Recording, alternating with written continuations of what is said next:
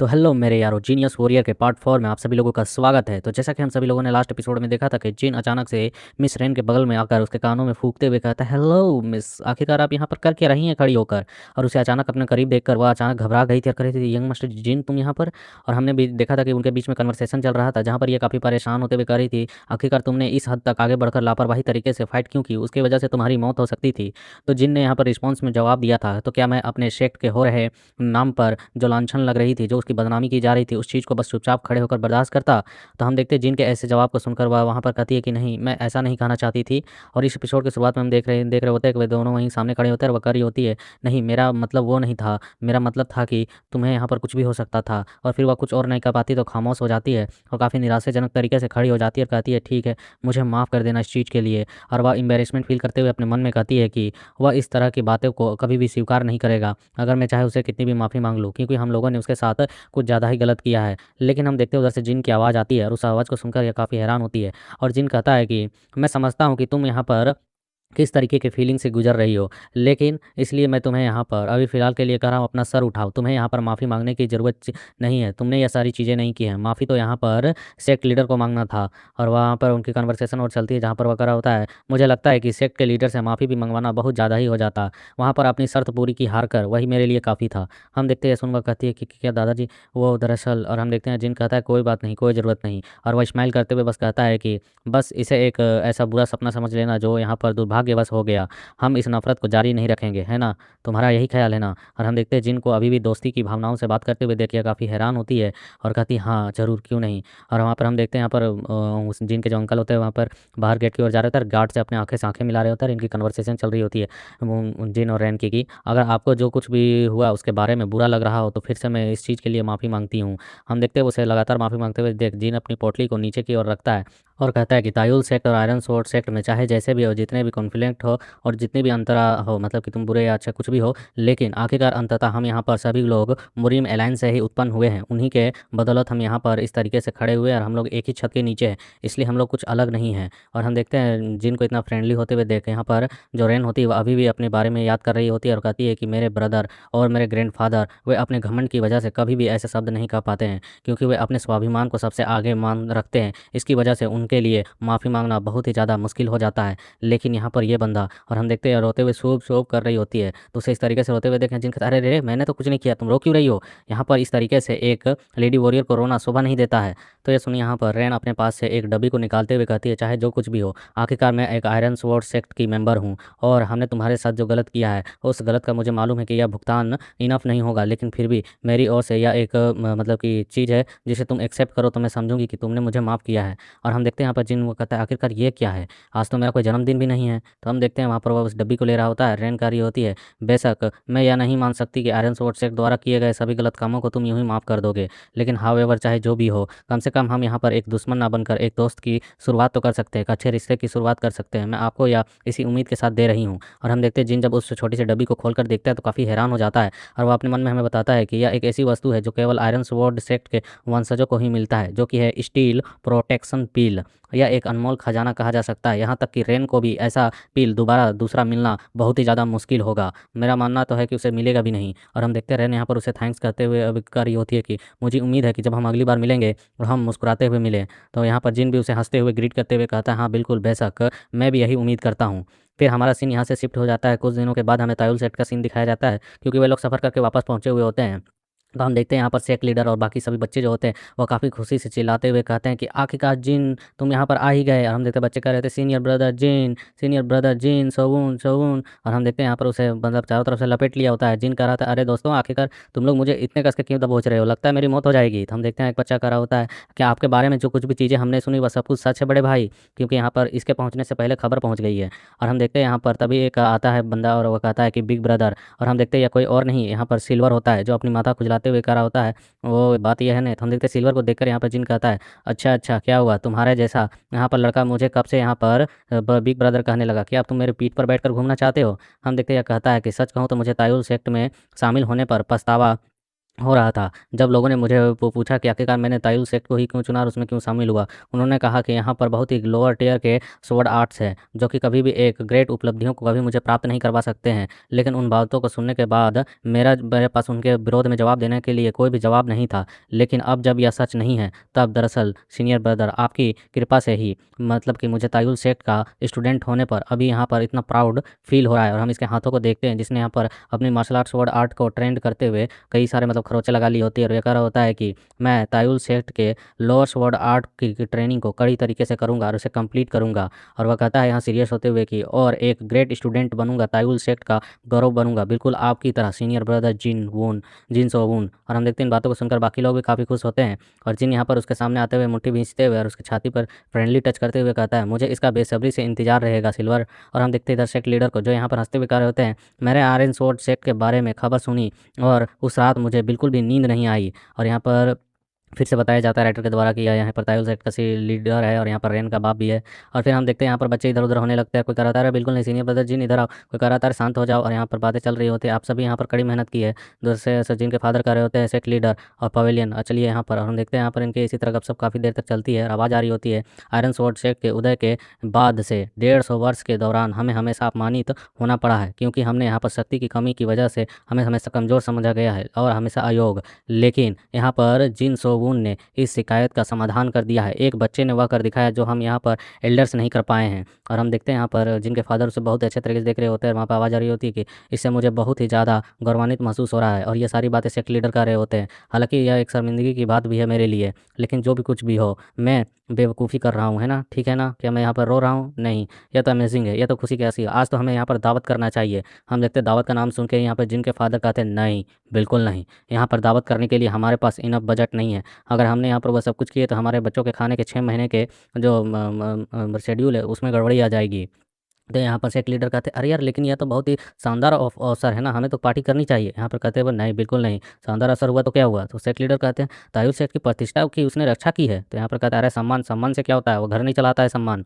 हम देखते हैं फिर यहाँ पर सेट लीडर अपनी पोटली से निकालते हुए फटे हुए झोले में कुछ पैसे रखे हैं और वो कह रहे होते हैं, अगर ऐसी बात है आउटर सेट लीडर तो आउटर सेट मास्टर, तो हम यहाँ पर अपने जेब से मैं खर्चा निकालने को तैयार हूँ, ये कुछ पैसे हैं। और हम देखते हैं बाकी जो होते हैं वो भी थोड़े थोड़े करके पैसे निकाल कर पोटली दे रहे होते हैं जिनके फादर को, कि ये लो मेरी ओर से भी, ये उतनी ज़्यादा नहीं है लेकिन थोड़ी बहुत तो है। और हम देखते हैं यहाँ पर जिनके फादर कहते हैं, वाकई यह तो काफ़ी ज़्यादा बड़ी रकम हो गई। और यहाँ पर हम देखते हैं यहाँ पर जिनके फादर जात रहे होते हैं और यहाँ पर जिन जो होता है वो कहता है कि पिताजी क्या सचमुच में आप यहाँ पर दावत देने वाले हैं? तो यहाँ पर उसके फादर कहते हैं, दावत? और हम देखते हैं इसकी एक खतरनाक स्माइल, और वो कहते हैं कि कौन सी दावत, क्या तुमने यहाँ पर कुछ कहा? मेरे कान थोड़े से ख़राब हैं, मेरी सुनने की क्षमता थोड़ी ठीक नहीं है। आपको किसने कहा कि यहाँ पर दावत होने वाली है? लगता है आपके भी कान मेरी तरह ख़राब हो चुकी है। यहाँ पर इस सभी चीज़ों से तो मैं कम से कम 3 महीनों तक बच्चों के लिए 3 समय का मांस का जुगाड़ कर सकता हूँ। और फिर हम देखते हैं उनको ऐसी है मतलब कि रिएक्शन देते हुए देख जिन स्माइल करते हुए कहता है कि चलो आखिरकार ये राहत की बात है कि वह ठीक हो चुके हैं और उन सभी चीज़ों को भूल चुके हैं जो उनके साथ हुआ। और वो अच्छा हुआ कि मैंने उन्हें वहाँ पर हद से अधिक आगे बढ़ने नहीं दिया। और फिर हम देखते हैं यहाँ पर कुछ राइटर के द्वारा बताया जाता है कि मैन स्ट्रेटजीज़ के द्वारा जो यहाँ पर उसे 3 गोलियाँ मिली थी, उनमें से एक रेन को और एक जिन को दिया गया और एक गोली को रख दिया गया ताकि वो फ्यूचर में आने वाले जो भी तायुल सेक का टैलेंटेड स्टूडेंट होगा उसे यहाँ पर दिया जाएगा। लेकिन उसके साथ में यहाँ पर हम एक कमरे का सीन देखते हैं जहाँ पे एबेकस रखा हुआ होता है जिसमें काउंटिंग वगैरह करते हैं। और वहाँ पर कोई कह रहा होता है काउंटिंग करते हुए, यह पागलपन है, आखिरकार उसने यहाँ पर मानसिक संतुलन पर पूरी तरीके से खो दिया है अपना क्या काबू। हमारे सेक के नेता ने अपना मानसिक संतुलन खो दिया है, मुझे सचमुच में ऐसा लग रहा है। और हम देखते हैं वहाँ पर ये जिनके फादर बोल रहे होते हैं, कह रहे होते हैं, सिर्फ एक आयरन हार्ट पिल के लिए 3 सराय, वह कितना बड़ा नुकसान है। मतलब कि एक आयरन पिल जो है अगर उसे वह किसी को बेचता है देता है तो उसे 3 सराय मिलेगा। सराय मतलब 3 होटल या रहने वगैरह के लिए घर वगैरह जैसा। और हम देखते हैं सब कुछ ऑफर यहाँ गे के बाप ने दी होती है। वह कह रहा होता है कि मैं उस पिल के बदले 3 सराय दूंगा। और हम देखते हैं सब कुछ डिस्कशन यहाँ पर सेक्ट लीडर कर रहे होते हैं उसके साथ। और सेक्ट लीडर कहते हैं कि मैंने आयरन स्वॉर्ड सेक्ट में हुई घटना के बारे में सुना है। यहाँ पर हमारे तायुल सेक्ट को हमेशा कठिन परिस्थितियों से सामना करना पड़ा है, लेकिन फिर भी यहाँ पर हमने कभी भी अपना सम्मान को खोने नहीं दिया है और अपने सम्मान को सबसे ऊपर रखा है। लेकिन यहाँ पर सीनियर स्टूडेंट गे ने यहाँ पर आराम से बैठकर हमारे सम्मान को यहाँ पर बेइज्जत करते हुए देखा है। क्या तुम उसके बारे में कुछ कहना चाहोगे? आखिरकार वो हमारे सम्मान का गौरव का रक्षा कैसे कर सकता है? क्या आप इस चीज़ के बावजूद यहाँ पर इसे खरीदने के लिए आए हैं और इस चीज़ को कोशिश कर रहे हैं खरीदने की? बिल्कुल भी नहीं। और हम देखते हैं यहाँ पर इन तरीके से चीज़ों को याद करते हुए देखें, जिन भी उनसे कहता है कि आखिरकार यह सब कुछ चल क्या रहा है, आप यहाँ पर यूँ क्यों बुदबुदा रहे हैं, आखिरकार क्या गड़बड़ी है? क्या आपको यहाँ पर मेहनत करने में आलस आ रहा है? हम देखते हैं जिन के फादर कहते हैं, ओए ब्रेट, यहाँ पर है वही में 3 सराय, हम साल में 5 आयरन हार्ट पील खरीदने के लिए पर्याप्त पैसे कमा सकते हैं अगर हमने वो सराय ले लिए हैं तो। लेकिन सेक्ट लीडर नहीं मान रहे हैं। और हम देखते हैं यहाँ पर जिन अपने मन में कहता है कि वह ऐसा दिखावा कर रहा है, लेकिन यहाँ पर वह मनी मन खुश है और सेक्ट के लीडर ने इतनी दृढ़ता से कार्रवाई की है। और हम देखते हैं यहाँ पर जिन यह कहता है ठीक है मैं बाहर जा रहा हूँ, तो उसके फादर कहते हैं ओए अब तू कहाँ जा रहा है? जिन कहता है पिताजी मैं आपके पैसों की बातों को लेकर सुन कर उब चुका हूँ और तंग आ गया हूँ, इसलिए मैं कुछ पैसे कमाने जा रहा हूँ। तो उसके फादर कहते हैं ओए पंक, आखिरकार तुम कहाँ पैसे कमाने जा रहे हो? तो जिन कहता है अरे यार तुम बुढ़े आखिरकार इतना ज़्यादा हर चीज़ पे किच किच किच किच क्यों करते हो? मेरी क्षमताओं पर कुछ ज़्यादा ही तुम शक नहीं करते? थोड़ा तो भरोसा करो अपने बेटे पर। खैर मैं अभी वापस आता हूँ पैसे कमाकर। हम देख उसके फादर कहते रह जाते हैं नहीं, मैं पूछ रहा हूँ तुम पैसे कमाने जा कहाँ रहे हो? और जिन अपने मन में कहता है कहाँ जा रहा हूँ? और हम देखते हैं उसकी डिमोन की स्माइल, और वह हंसते हुए कहता है छिछोरे की तरह स्माइल करते हुए कि मैं वहीं जा रहा हूँ जहाँ पर पैसे ही पैसे हैं। और फिर हमारा सीन यहाँ से शिफ्ट किया जाता है और हमें एक सिटी का सीन दिखाया जाता है जो कि दरअसल वांगांग वैली है। मतलब कि वहाँ पर एक फैमिली है फेमस वांगांग, और हम देखते हैं वहाँ पर कोई कह रहा था वो, तो आखिरकार ये है यहाँ पर का फेमस वांगांग मैनर। हम एक मेन गेट को देखते हैं जो कि सिटी की होती है, जिसमें लिखा होता है कि वांग जियांसू आंग, मतलब कुछ करके इनका फैमिली नेम है कुछ। और ये वांगांग जो मैनर है, ये यहाँ पर एक व्यापारी गिल्ड का बॉस का है नाम वांगांग, और वही यहाँ पर राज करता है सिटी में। और यहाँ पर बताया जाता है कि लोग कहते हैं कि यह यहाँ पर हमारे मतलब इस देश में मौजूदा top 3rd powerful merchant guild की गिनतियों में आता है। और मैंने सुना है कि इनकी एक बहुत ही ज़्यादा प्यारी और खूबसूरत बेटी है। और हम देखते हैं यहाँ पर एक और बंदा कहता है कि लेकिन उसकी खूबसूरती को लेकर फैली तमाम अफवाहों के साथ कहा जाता है कि उसे आज तक किसी ने पर्सनली तौर पर नहीं देखा है, लेकिन वह बहुत ही ब्यूटीफुल है। और हमें दिखाया जाता है एक गेट को जहाँ पर काफ़ी ज़्यादा ठंड से ओस जमी होती है, और हम देखते हैं उस गेट को खोलते हुए ये वांगांग आते हैं जो कि वांगांग परिवार के हेड हैं, मेन मर्चेंट है। और ये कहते हैं अपनी बेटी को पुकारते हुए सो आखिरकार तुम्हारे डैड यहाँ पर आ गए हैं। और हमें उस कमरे के हाल दिखाया जाता है जहाँ पर कुछ फ्रूट्स हैं वो भी जम चुके हैं, कुछ गुड्डे गुड्डियाँ हैं वो भी जम चुकी हैं। और हम देखते हैं उन बर्फ़ के कमरों के बीच में एक बच्ची बैठी हुई होती है और वह कहती है फादर। और हम देखते हैं इसकी हालत थोड़ी सी मतलब देख के ही पता चल रहा होता है कि बीमार टाइप सी है। और यह कहती है कि आप वापस आ गए हैं फादर। और हमें इसके बारे में बताया जाता है कि यहाँ पर इसका नाम जो है सोसो है, और यह इस वांगांग मर्चेंट के एकलौती बेटी है।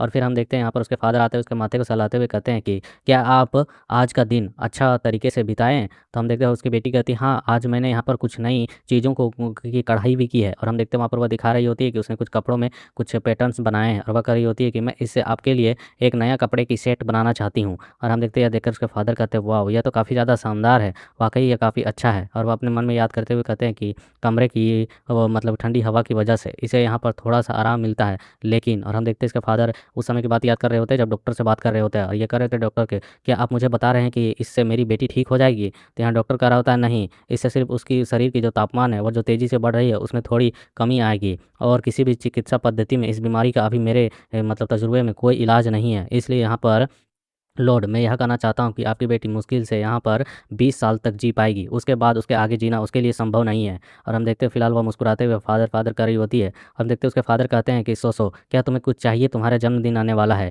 तो उसकी बेटी कहती है कि हाँ, लेकिन आखिरकार मैं मांगूँ क्या? आपने मुझे तो पहले ही हेयर पिन, कपड़े, ज्वेलरी सभी कुछ दे दिया है जो मैं मांग सकती थी, लेकिन अगर आप मुझे सचमुच में कुछ देना चाहते हैं तो मैं यहाँ पर एक बार बाजार घूमना चाहती हूँ। हम देखते हैं वहाँ पर बताया जाता है कि वो कह रही होती है कि मेरे कमरे की खिड़कियाँ जो है, हम उनके कमरे के चारों दीवारों को देख रहे हैं जहाँ पर लोहे के कुछ मतलब कि प्लेट्स लगे हुए हैं, कमरे को पूरी तरह से सील कर दिया गया है।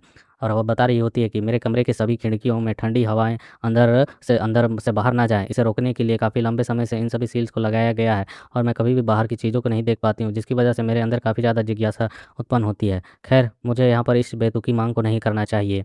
हम देखते हैं उसके पिताजी कुछ कहने वाले होते हैं और फिर रुक जाते हैं और कहते हैं कि मैं तो आपको तब तक नहीं बताने वाला था जब तक यह चीज़ तैयार ना हो जाए, लेकिन मैं आपको बता दूँ मैं दरअसल आपके लिए एक गाड़ी तैयार कर रहा हूँ जो कि बिल्कुल आपके कमरे की तरह होगी, और वह भी बिल्कुल ठंडी होगी, जिसकी वजह से उसकी डिजाइनिंग में थोड़ी सी लेट हो रही है, लेकिन वो डिज़ाइन पूरी तरीके से कंप्लीट हो जाए उसके बाद आप भी बिल्कुल बाकी लोगों की तरह बाहर मार्केट में जाकर घूम कर चीज़ों को देख पाएंगी। यह आपके लिए बहुत ही अच्छा तोहफा होगा, है ना? हम देखते हैं सुनकर उसकी बेटी काफ़ी खुश हो जाती है, कसकर गले लगाते हुए कहती है रियली फादर, आप सचमुच में ये चीज़ मेरे लिए कर रहे हैं, थैंक्स। और हम देखते हैं अपनी बेटी को इतने प्यार से इसे गले लगाते हुए देखिए कहते हैं कि यह बहुत ही ज़्यादा बेहर्दी है दुनिया के इस लॉर्ड की, आखिरकार उसने मेरी बच्ची को इस तरीके की बीमारी आखिरकार दी तो दी क्यों है? और हम देखते हैं इसी मासूमियत भरे चेहरे के साथ यहाँ पर उसे गले लगाए हुए रहता है और बताया जाता है कि अगर इससे इसका इलाज हो सा मतलब अगर किसी से भी इसका इलाज हो पाता तो मैं उसे एक बड़ी रकम चुकाने के लिए बिल्कुल भी संकोच नहीं करता। बस कोई भी मेरी बेटी का इस बीमारी का इलाज कर दो। लेकिन फिर हमें दिखाया जाता है अचानक उसी घर के कमरे का सीन जहाँ पर उसके फादर आते हैं और वहाँ पर एक लेटर को पढ़ रहे होते हैं जिसमें लिखा हुआ होता है कि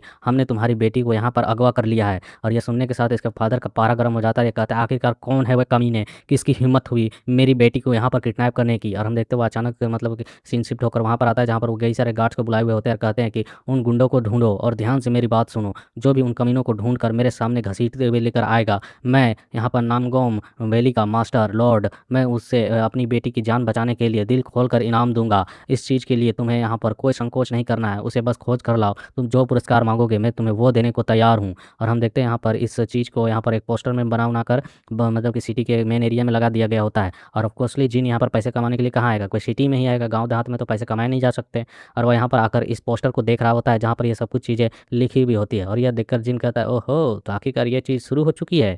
और फिर हमें दिखाया जाता है जंगल में कहीं दूर का सीन और जहाँ तेज़ी से जिन उस ओर बढ़ रहा होता है और बढ़ते वक्त कुछ चीज़ों को याद कर रहा होता है जब गे के बाप ने किस तरीके से यहाँ पर सेक्ट लीडर को ह्यूमिलिएट किया था कि आखिरकार उस कमीने की हिम्मत कैसे हुई मेरे बच्चे को चोट पहुँचाने की। फिर जिन उस कन्वर्सेशन को याद करता है जहाँ पर उसने उसे धमकाया था कि आखिरकार तेरा बेटा क्या गली का गुंडा नहीं है जो यहाँ पर अपने से कमज़ोरों को पीटता है, अगर मैंने उसे पीट दिया तो क्या हो गया।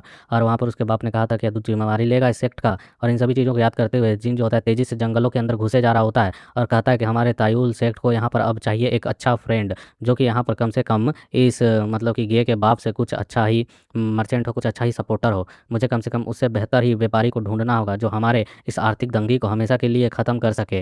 और हम देखते हैं यह कहने के साथ इसकी आंखें चमकती है और कहती है कि अच्छा है, तो मैं आखिरकार यहाँ पर पहुँच ही गया। चलो तुम्हें बचाने के लिए आ रहा है एक चमकदार शाइनिंग आर्मर वाला वॉरियर। और हम देखते हैं यहाँ पर यह कहते हुए तेज़ी से एक घर के सामने आकर रुका होता है और यह कहता है आखिरकार मैंने उसे खोज लिया। और हम देखते हैं जिनको यह चीज़ें कैसे पता है तो वह अपने मेमोरी में कुछ चीज़ों को तलाश किया था, कुछ रिपोर्ट्स को देखा था और वह बताता है कि मेरे पिछले जीवन के इस समय के दौरान मतलब कि इस सिटी में हुई रिपोर्टिंग जो थी, जो बच्चे को कुछ किडनैप वगैरह किया गया था, उन सभी चीज़ों को मैंने जांचा पड़ताला तो मुझे यहाँ पर एक छोटी लड़की के किडनैप की मौत की खबर मिली। यहाँ पर केवल इस जंगल में ऐसी एक जगह थी जहाँ पर एक बच्ची के सर मतलब कि कटे हुए सर को गाड़ कर यहाँ पर छोड़ दिया गया था। सिर्फ सर को काट कर इस घर के बगल में गाड़ दिया गया था और इसकी रिपोर्टिंग की हुई थी जिसको यहाँ पर जिन ने याद कर लिया है। मतलब कि हर एक खबर इस बंदे को याद है जो भी मुरीम अलायंस के रिकॉर्ड्स में मौजूद था।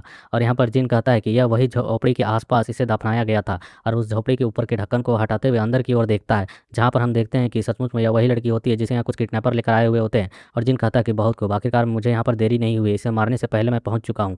और हम देखते हैं तभी वो कुछ देखकर हैरान होकर कहते हैं आखिरकार चल क्या रहा है, क्योंकि वहाँ गार्ड से बात कर रहे होते हैं। इस लड़की के हालात जो है अजीब तरीके से ख़राब होते जा रहे हैं। इसका शरीर अचानक से काफ़ी तेज़ी के साथ जलना शुरू हो चुका है और यह कोई नॉर्मल बदलाव बिल्कुल भी नहीं है। और हम देखते हैं ये सुनकर जिन भी हैरान होता है कि हैं आखिरकार यहाँ पर इस जो है या वांग सोसो आखिरकार इसकी बीमारी के बारे में तो कोई भी रिकॉर्ड दर्ज नहीं किया गया था मुरीम अलायंस में। और फिर यहाँ पर हम देखते हैं एक जो होता है वो तलवार निकालते हुए किडनैपर कहता है कि अच्छा है, तो अगर ऐसी स्थिति आ चुकी है तो हमें यहाँ पर उच्च अधिकारियों ने आदेश दिया था अगर हम यहाँ मिशन को फेल करते तो हमें सबूत को मिटाना होगा, हमारे पास कोई और ऑप्शन नहीं है। और हम देखते हुए तलवार को ऊपर की ओर करते हुए सीधे यहाँ पर इस लड़की की गर्दन को काटने जा रहा होता है। कहता है कि हमें इसे मारना ही होगा और यहीं दफना देना होगा। बट हम देखते हुए उसे मार पाता उससे पहले जिन पीछे की ओर से आते हुए सीधे इस बंदे पर एक तगड़ा वार करता है। और हम देखते हैं इसी के साथ बाकी जो किडनैपर होते हुए कहते हैं आखिरकार ये कौन है। और हम देखते हैं वो भी कुछ रिएक्ट कर पाते उससे पहले ही जिन उन्हें चीरते हुए आगे की ओर सीधे निकल जाता है।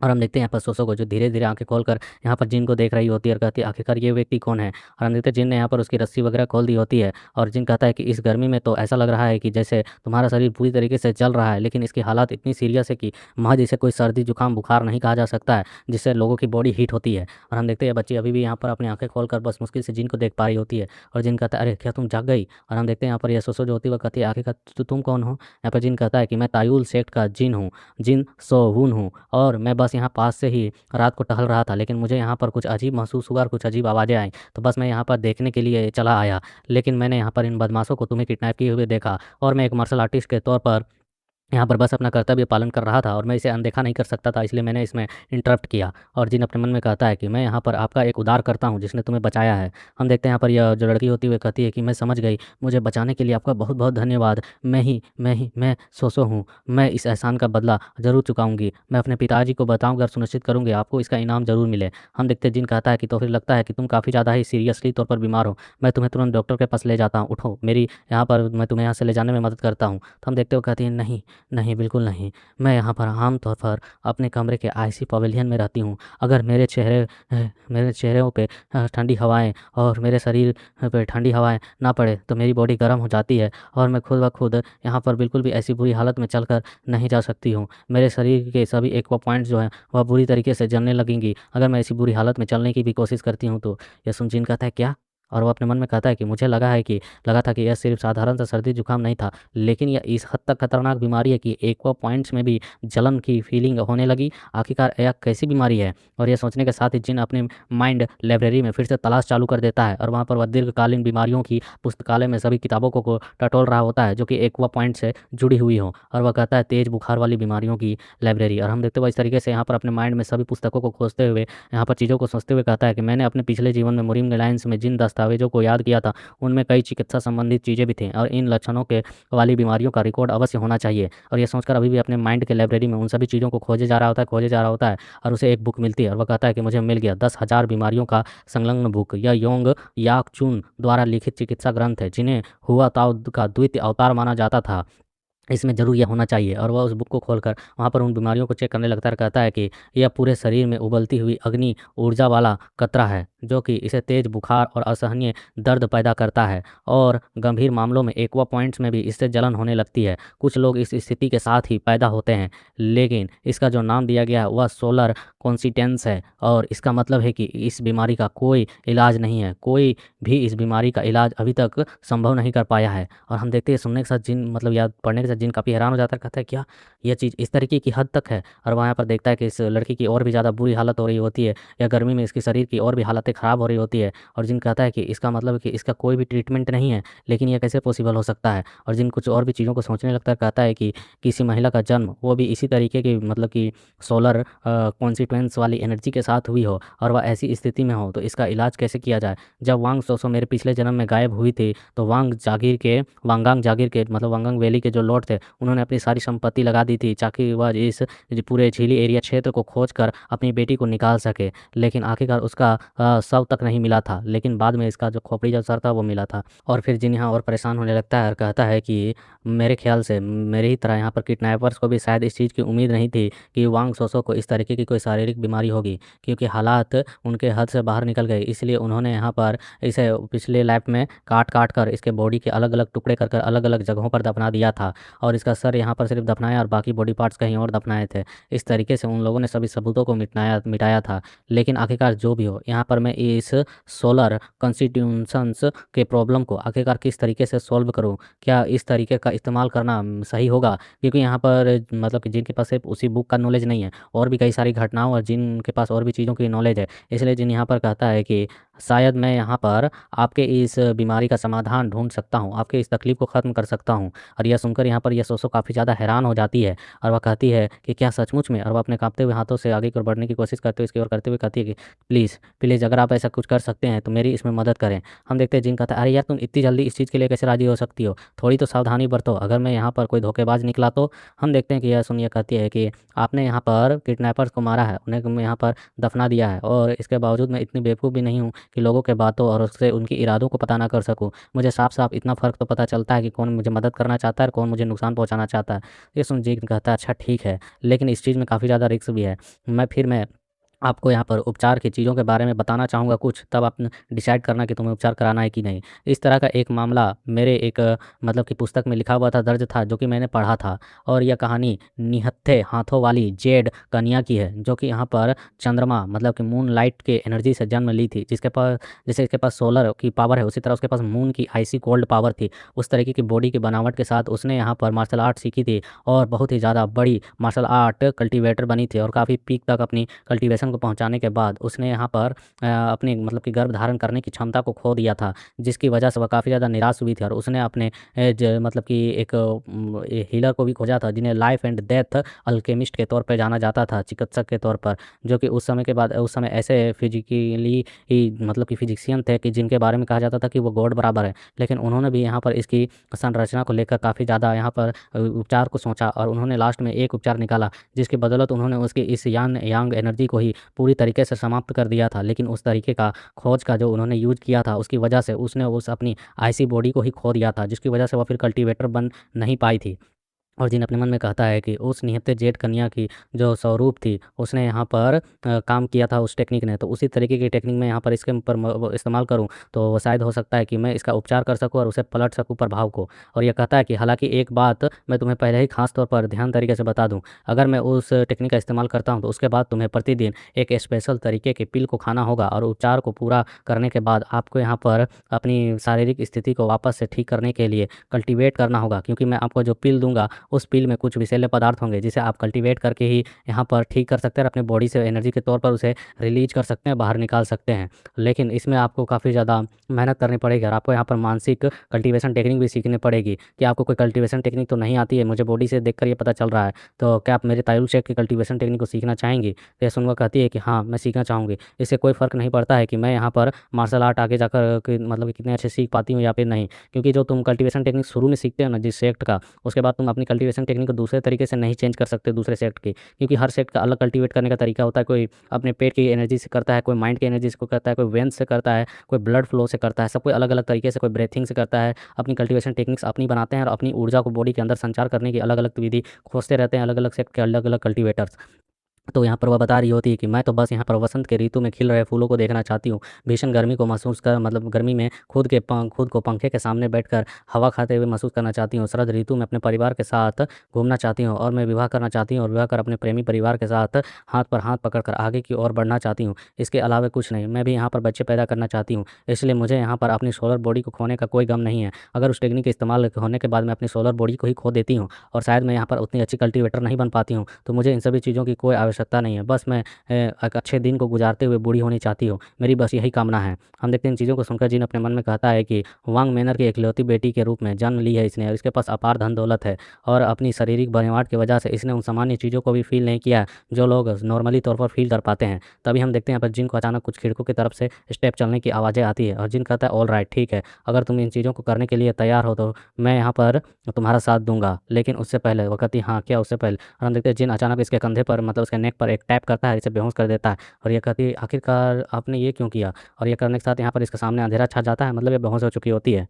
उसके बाद हमें उस कमरे के बाहर का सीन दिखाया जाता है जहाँ पर जिन अपनी तलवार को निकालते हुए कहता है लेकिन अगर आपको यहाँ पर और वांग मैनर को यहाँ पर इस चीज़ के बारे में पता ना चले तो वही अच्छा होगा, नहीं तो मेरे लिए मुश्किलें यहाँ पर बढ़ जाएंगी। और हम देखते हैं उस घर के बाहर कुछ परछाई पड़ी होते हैं, मतलब कुछ और किडनैपर्स ने यहाँ पर पहुँचा हुआ होता है और यहाँ पर हम देखते हुए किडनैपर्सों में से एक कह रहा होता है कि कबूतर की ओर से हमें कोई भी प्रतिक्रिया देखने को नहीं मिला है, इसका मतलब यहाँ पर कुछ ना कुछ घटना घटित हुई है। सभी लोग यहाँ पर जल्दी से आगे बढ़ो और ध्यान तरीके से इस जगह को सुनिश्चित करो कि आखिरकार जो किडनैप की हुई लड़की है वह यहाँ पर मौजूद है कि नहीं है। और इस बात को हमेशा ध्यान रखना है, चाहे कुछ भी हो जाए हमारी पहचान यहाँ पर उजागर नहीं होनी चाहिए, इसलिए तलवार चलाने की उस टेक्निक का यहाँ पर बिल्कुल भी इस्तेमाल ना करना जो हमारी फैमिली से बिलोंग करता है। तो दूसरी ओर से आवाज़ आती है कि मुझे उम्मीद नहीं थी कि तुम में से इतने सारे लोग यहाँ पर कायोरों की तरह चुपके से घुसपैठ करने की कोशिश करोगे। और हम देखते हैं कहने वाला जिन होता है वह उस झोपड़ी के ऊपर पहुंच चुका होता है और तलवार को उनकी ओर दिखाते हुए कह रहा होता है कि खास तौर पर यहाँ पर नामगोम क्लैन के लोग होंगे, इसके बारे में तो मैंने सोचा ही नहीं था। हम देखते हैं सुनकर यहाँ पर वो कहता है आखिरकार तू कौन है। जिन यहाँ पर छलांग लगाकर उतरते हुए इसके पास आते हुए कहता है मुझे मुझे बारे में तुम यहाँ पर जानना चाहते हो, मैं यहाँ पर सिर्फ तुम्हारी योजनाओं को बर्बाद करने वाला हूँ, और कौन हूँ। हम देखते हैं सुनकर यहाँ पर ये बंदा परेशान होता है, अपने मन में कहता है कि डैम यहाँ हालत बिगड़ गए हैं, लगता है कि हमें यहाँ पर इस चीज़ को सुनिश्चित करना होगा कि ये सारी चीज़ों की बातें बाहर ना चाहे, इसलिए यहाँ पर इसी को यहाँ पर खत्म करना होगा, कोई गवाह नहीं बचना चाहिए। और ये कहता है कि तुम्हें आखिरकार किसने भेजा यहाँ पर, अपनी पहचान बताओ। तो यहाँ पर जिन अपना माथा खुजलाते हुए कहता है अच्छा मेरा पहचान, लेकिन वह बताने से तो मेरा ही नुकसान होगा ना। मैं आपको बस अच्छे तरीके से यह बताना चाहता हूँ कि मैं तुम्हारे पहचान को जानता हूँ। तुम लोग यहाँ पर नामगोम क्लैन से बिलोंग करते हो ना, उनके एक मर्चेंट ग्रुप के मेंबर्स हो ना। अगर सटीक तरीके से मैं कहूँ तो तुम लोग नामगोम क्लैन के व्यापारी समूह से संबंधित हो। और हम देखते हैं सुनकर ये बंदा काफ़ी हैरान होता है, क्योंकि यहाँ पे जिन ने कुछ और जानकारी दी होती है और वह कहता है कि और तो और तुम नामगोन सांगवोन के गुप्त मुर्गे हो, मतलब कि हिडन मुर्गे, मतलब हिडन तरीके से छुपकर काम करने वाले बंदे हो। ये सुनकर ये कहता है कि तुमको आखिरकार ये सारी चीज़ें कैसे पता है। हम देखते हैं यहाँ पर जिन कहता है कि अरे यार बस इतना है, मुझे तो और भी चीज़ पता है कि तुमने आखिरकार यहाँ पर इस अपहरण जैसे घिनौने काम को क्यों किया है। चाहे आपने यहाँ पर हर संभव प्रयास किया, लेकिन तुम लोग यहाँ पर नामगोन मर्चेंट ग्रुप के बंदों ने यहाँ पर वांग मैनर के मर्चेंट ग्रुप को कभी भी पीछे नहीं कर पाए, जिसकी वजह से तुम लोगों ने इस तरीके के घिनौनी और तुच्छ चाल चलने की रणनीति चली है। और हम देखते हैं इस के साथ साथ जिन यहाँ पर इन्हें और मतलब कि खरी खोटी सुनाते हुए कहता है कि धिक्कार है तुम लोगों पर, तुम नमगो तो यहाँ पर नामगोन क्लैन के मतलब की ओर से हर एक चीज़ के हद को पार कर दिया है। यहाँ पर दूसरे मर्चेंट ग्रुप की एक अनमोल बेटी को अपहरण कर देना यह कितनी घिनौनी भरी काम है। यह सुनिए बंदा कहता है क्योंकि उसे हमारी पहचान के बारे में मालूम है। और हम देखते हुए तेजी के साथ बढ़ते हुए कहता है कि हम यहाँ पर अपने नामगुम प्लेन के स्वॉर्ड आर्ट को इस्तेमाल कर सकते हैं। इसलिए सब कुछ पूरी ताकत के साथ करो और इसे ज़िंदा बिल्कुल भी मत छोड़ो। और हम देखते हैं यहाँ पर वे बंदे बढ़ते हुए अपने नामगुम मतलब कि मर्चेंट क्लाइंट का एक लिमिटलेस स्वॉर्ड आर्ट टेक्निक का इस्तेमाल करते हैं। यह देख जिन कहता है कि अच्छा लिमिटलेस स्वॉर्ड आर्ट टेक्निक। और हम देखते हैं जिन यहाँ पर अपनी एक ही तलवार के साथ इन दो तलवारबाजों को मतलब कि रोकता है और एक की आंखों में मिट्टी मार देता है अपने लातों से, ताकि वह बंदा दूर ही रहे, यहाँ पर हमला करने के लिए ना आए। और जिन अकेले इनको संभाल रहा होता है, वह पीछे वाला बंदा कह रहा था तुम कायर हो, कावर्ड कहीं के, इस तरीके के चाले चलते हो। और हम देखते हैं जिन एक और एक बंदे को धकेलता है और दूसरी ओर से एक बंदे के गर्दन पर सीधे अपनी तलवार चलाते हुए कहता है, कायर क्या यह शब्द यहाँ पर कुछ ज़्यादा ही मिलता जुलता नहीं लगता है? जो जिस तरीके की हरकत तुम लोगों ने की है, यहाँ पर हमला करना ही मायने रखता है और इसमें किस तरीके की चीज़ें इस्तेमाल की जाती हैं वह नहीं। हम देखते हैं एक बंदा और पीछे से और हमला करते हुए कहता है, साले कचड़े अभी इसे सामान limitless sword art second form. और हम देखते हैं देखकर यहाँ पर ये कहता है, क्या यहाँ पर एक सेकंड फॉर्म भी तुम्हें इस्तेमाल करना आता है क्या? वाह, काफ़ी ज़्यादा यहाँ पर ज़ोरदार हमला कर रहे हो, लेकिन यह तो बहुत ही ज़्यादा ऊपर की ओर हो रहा है। थोड़ा ज़ोर लगाओ, थोड़ा ज़ोर लगाओ। और इनकी टेक्निक इन्हें यहाँ पर जिन सिखा रहा होता है, कहता है एक कदम और आगे बढ़कर हमला करना था ना, आगे आखिर आधा कदम क्यों तुम बढ़े हो, थोड़ा सा और फिर से कोशिश करो। और हम देखते हैं जिनको आसानी से इसके इनके स्वॉर्ड आर्ट टेक्निक को समझते हुए देख ये लोग परेशान हो रहे होते हैं। एक बंदा हमला करते हुए कह रहा था, तू एरोगेंट, आखिरकार तेरी हिम्मत कैसे हुई हमारा मजाक उड़ाने का। दूसरा कह रहा होता है अपने मन में, ये तो बिल्कुल भी मुझे समझ में नहीं आ रहा है, आखिरकार इस नो बडी के पास हमारे बारे में इतनी जानकारियाँ आई तो आई कहाँ से हैं। और हम देखते हैं जिन ने यहाँ पर उस दूसरे किडनैपर को भी मार डाला होता है और यहाँ पर वह कह रहा होता है कि यह नामगुम क्लैन के काफ़ी कुछ चीज़ों के बारे में जानता है और इन्हें यहाँ पर अच्छे तरीके से पहचानता है।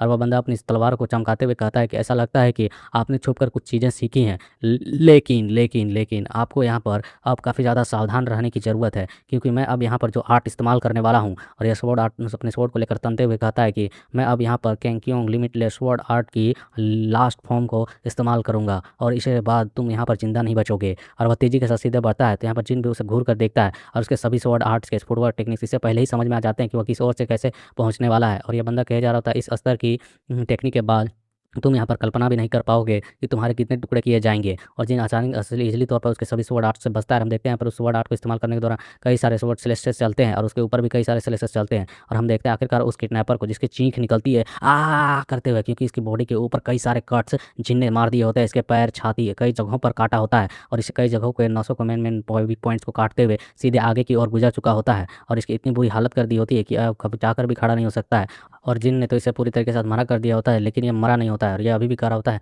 इम्पॉसिबल, ये कैसे आखिरकार तुमने किया है तुमने। और हम देखते हो अपनी स्वॉर्ड को देखकर कह रहा होता है, क्योंकि यहाँ पर जिन ने यहाँ पर इनके स्वॉर्ड आर्ट को ही चकनाचूर कर दिया होता है। और वह कहता भी है कि नांगोन क्लैन के आखिरकार स्वॉर्ड टेक्निक को चकनाचूर करना यह बिल्कुल भी पॉसिबल नहीं हो सकता है। आज तक किसी ने भी यहाँ पर नामगोम फैमिली के स्वॉर्ड आर्ट को तोड़ने की टेक्निक नहीं दिखाई है। आज तक किसी ने इसका स्वॉर्ड आर्ट की टेक्निक को तोड़ने का मतलब कि टेक्निक किसी ने भी नहीं बनाया है, तो तुम कैसे कर सकते हो। तो यहाँ पर यह जिन कहता है, क्या यहाँ पर लिमिटलेस स्वॉर्ड आर्ट टेक्निक को तोड़ने का सूत्र आखिरकार ये अस्तित्व में कब जारी नहीं हुआ, मेरे लिए तो वह कब का यहाँ पर ईजाद हो चुका है, कब से मैं इस चीज़ को जानता हूँ। और फिर हमें दिखाया जाता है वापस से उसी झोपड़ी वाले रूम का सीन, जहाँ जिन वापस आता है और फिर कहता है कि नाउ अब चलो, अब यहाँ पर तुम्हारे इलाज को शुरू किया जाए। और फिर हम देखते हैं यहाँ पर कई दिन मतलब किसी तरीके से बीत जाते हैं और उस लड़की को यहाँ पर जिन ने उसी इन यांग वाले कुछ क्लेसिंग टेक्निक सिखाई होती है, जिसकी बदौलत इसकी बॉडी की जो बॉडी फॉर्म है, जो सोलर कॉन्स्टिट्यूशन है, उसे ही ख़त्म करवा दे रहा होता है और इसको इस तरीके से कल्टीवेट कराते हुए और उसके उस बॉडी को ही नष्ट करते हुए जिनको देखते हुए कह रहा होता है कि इससे काफ़ी अच्छे तरीके से इसने इन चीज़ों को संभाल लिया है। इसका शरीर भले ही कमज़ोर है, लेकिन मार्शल आर्ट में इसकी प्रतिभा बिल्कुल भी ख़राब नहीं है। और हमें दिखाया जाता है राइटर के द्वारा कि जिन ने इसे कैसे कैसे क्या क्या किया होता है। और वह यहाँ पर राइटर बता रहा होता है कि उसने यहाँ पर रोज़ उसे विषैले जड़ी बूटियों वाले पील को खिलाया और रोज़ कड़ी ट्रेनिंग करवाई। और यहाँ पर ये खाते हुए कह रही थी इसका स्वाद बहुत भयानक है। बट हम देखते हैं जिन यहाँ पर उसके साथ साथ उसे और भी चीज़ें सिखाता है, जहाँ पर वह कहता है कि या तुम्हें समझ में आ गया इस पील को कैसे बनाया जाता है। सोसो कहती है कि आखिरकार ये इतना ज़्यादा मुश्किल लग रहा है, लेकिन मैं यहाँ पर कोशिश कर सकती हूँ। तो यहाँ पर जिन कहता है बिल्कुल, जिनने उसे यहाँ पर खुद वो सारे पील्स बनाने के लिए सिखाए, यहाँ तक कि उसने तायुल सेट की माइंड कल्टीवेशन टेक्निक भी सिखाई, जिसे लोग कल्टीवेट करते हैं, जिसके बदौलत वो अपनी बॉडी से जो भी मतलब कि पॉइजनस एनर्जी है उस चीज़ को यहाँ पर रिलीज कर पाएगी और खुद को हील कर पाएगी। और जिन उसे अच्छे तरीके से इन चीज़ों को करते हुए देख मुस्कुराते हुए कहता है कि अगर वह इसी तरीके से अपना प्रदर्शन करती रही तो वह यहाँ पर जल्द ही ठीक हो जाएगी और फिर हम यहाँ से चल जा पाएंगे। और फिर हम देखते हैं एक दिन जहाँ पर वह लड़की कहती है कि क्या मैंने इसे सही तरीके से किया, तो जिन कहता है हाँ बिल्कुल तुमने सही किया है, क्योंकि मैं तुम्हें यहाँ पर पिल्स बनाना सिखा चुका हूँ और अब तुम्हारी आंतरिक एनर्जी भी स्वयं में ही यहाँ पर कंट्रोल में आ चुकी है। तो मुझे लगता है कि मेरा काम यहीं पर पूरा हो चुका है। अब चलिए तुम्हें यहाँ पर तुम्हारे घर को ले जाया जाए, तुम्हें घर में छोड़ा जाए। ये सुन वो कहती है कि हाँ, तो यह बहुत बढ़िया लग तो रहा है, ठीक है। तो लेकिन जिन कहता है ठीक है तो चलिए चलते हैं, और वो आगे बढ़ने लगती है लेकिन तभी रुक जाती है। तो जिन कहता है व्हाट्स रॉन्ग, क्या कुछ गलत है, तुम रुकी हुई क्यों हो? तो हम देखते हैं अपने नाखूनों को मतलब ऊपर नीचे कर रही होती है और कह रही होती है कि मुझे कुछ पूछना था। आखिरकार आखिरकार मैं आपको क्या कहकर पुकारूँ? क्या मैं आपको ओपा कह सकती हूँ?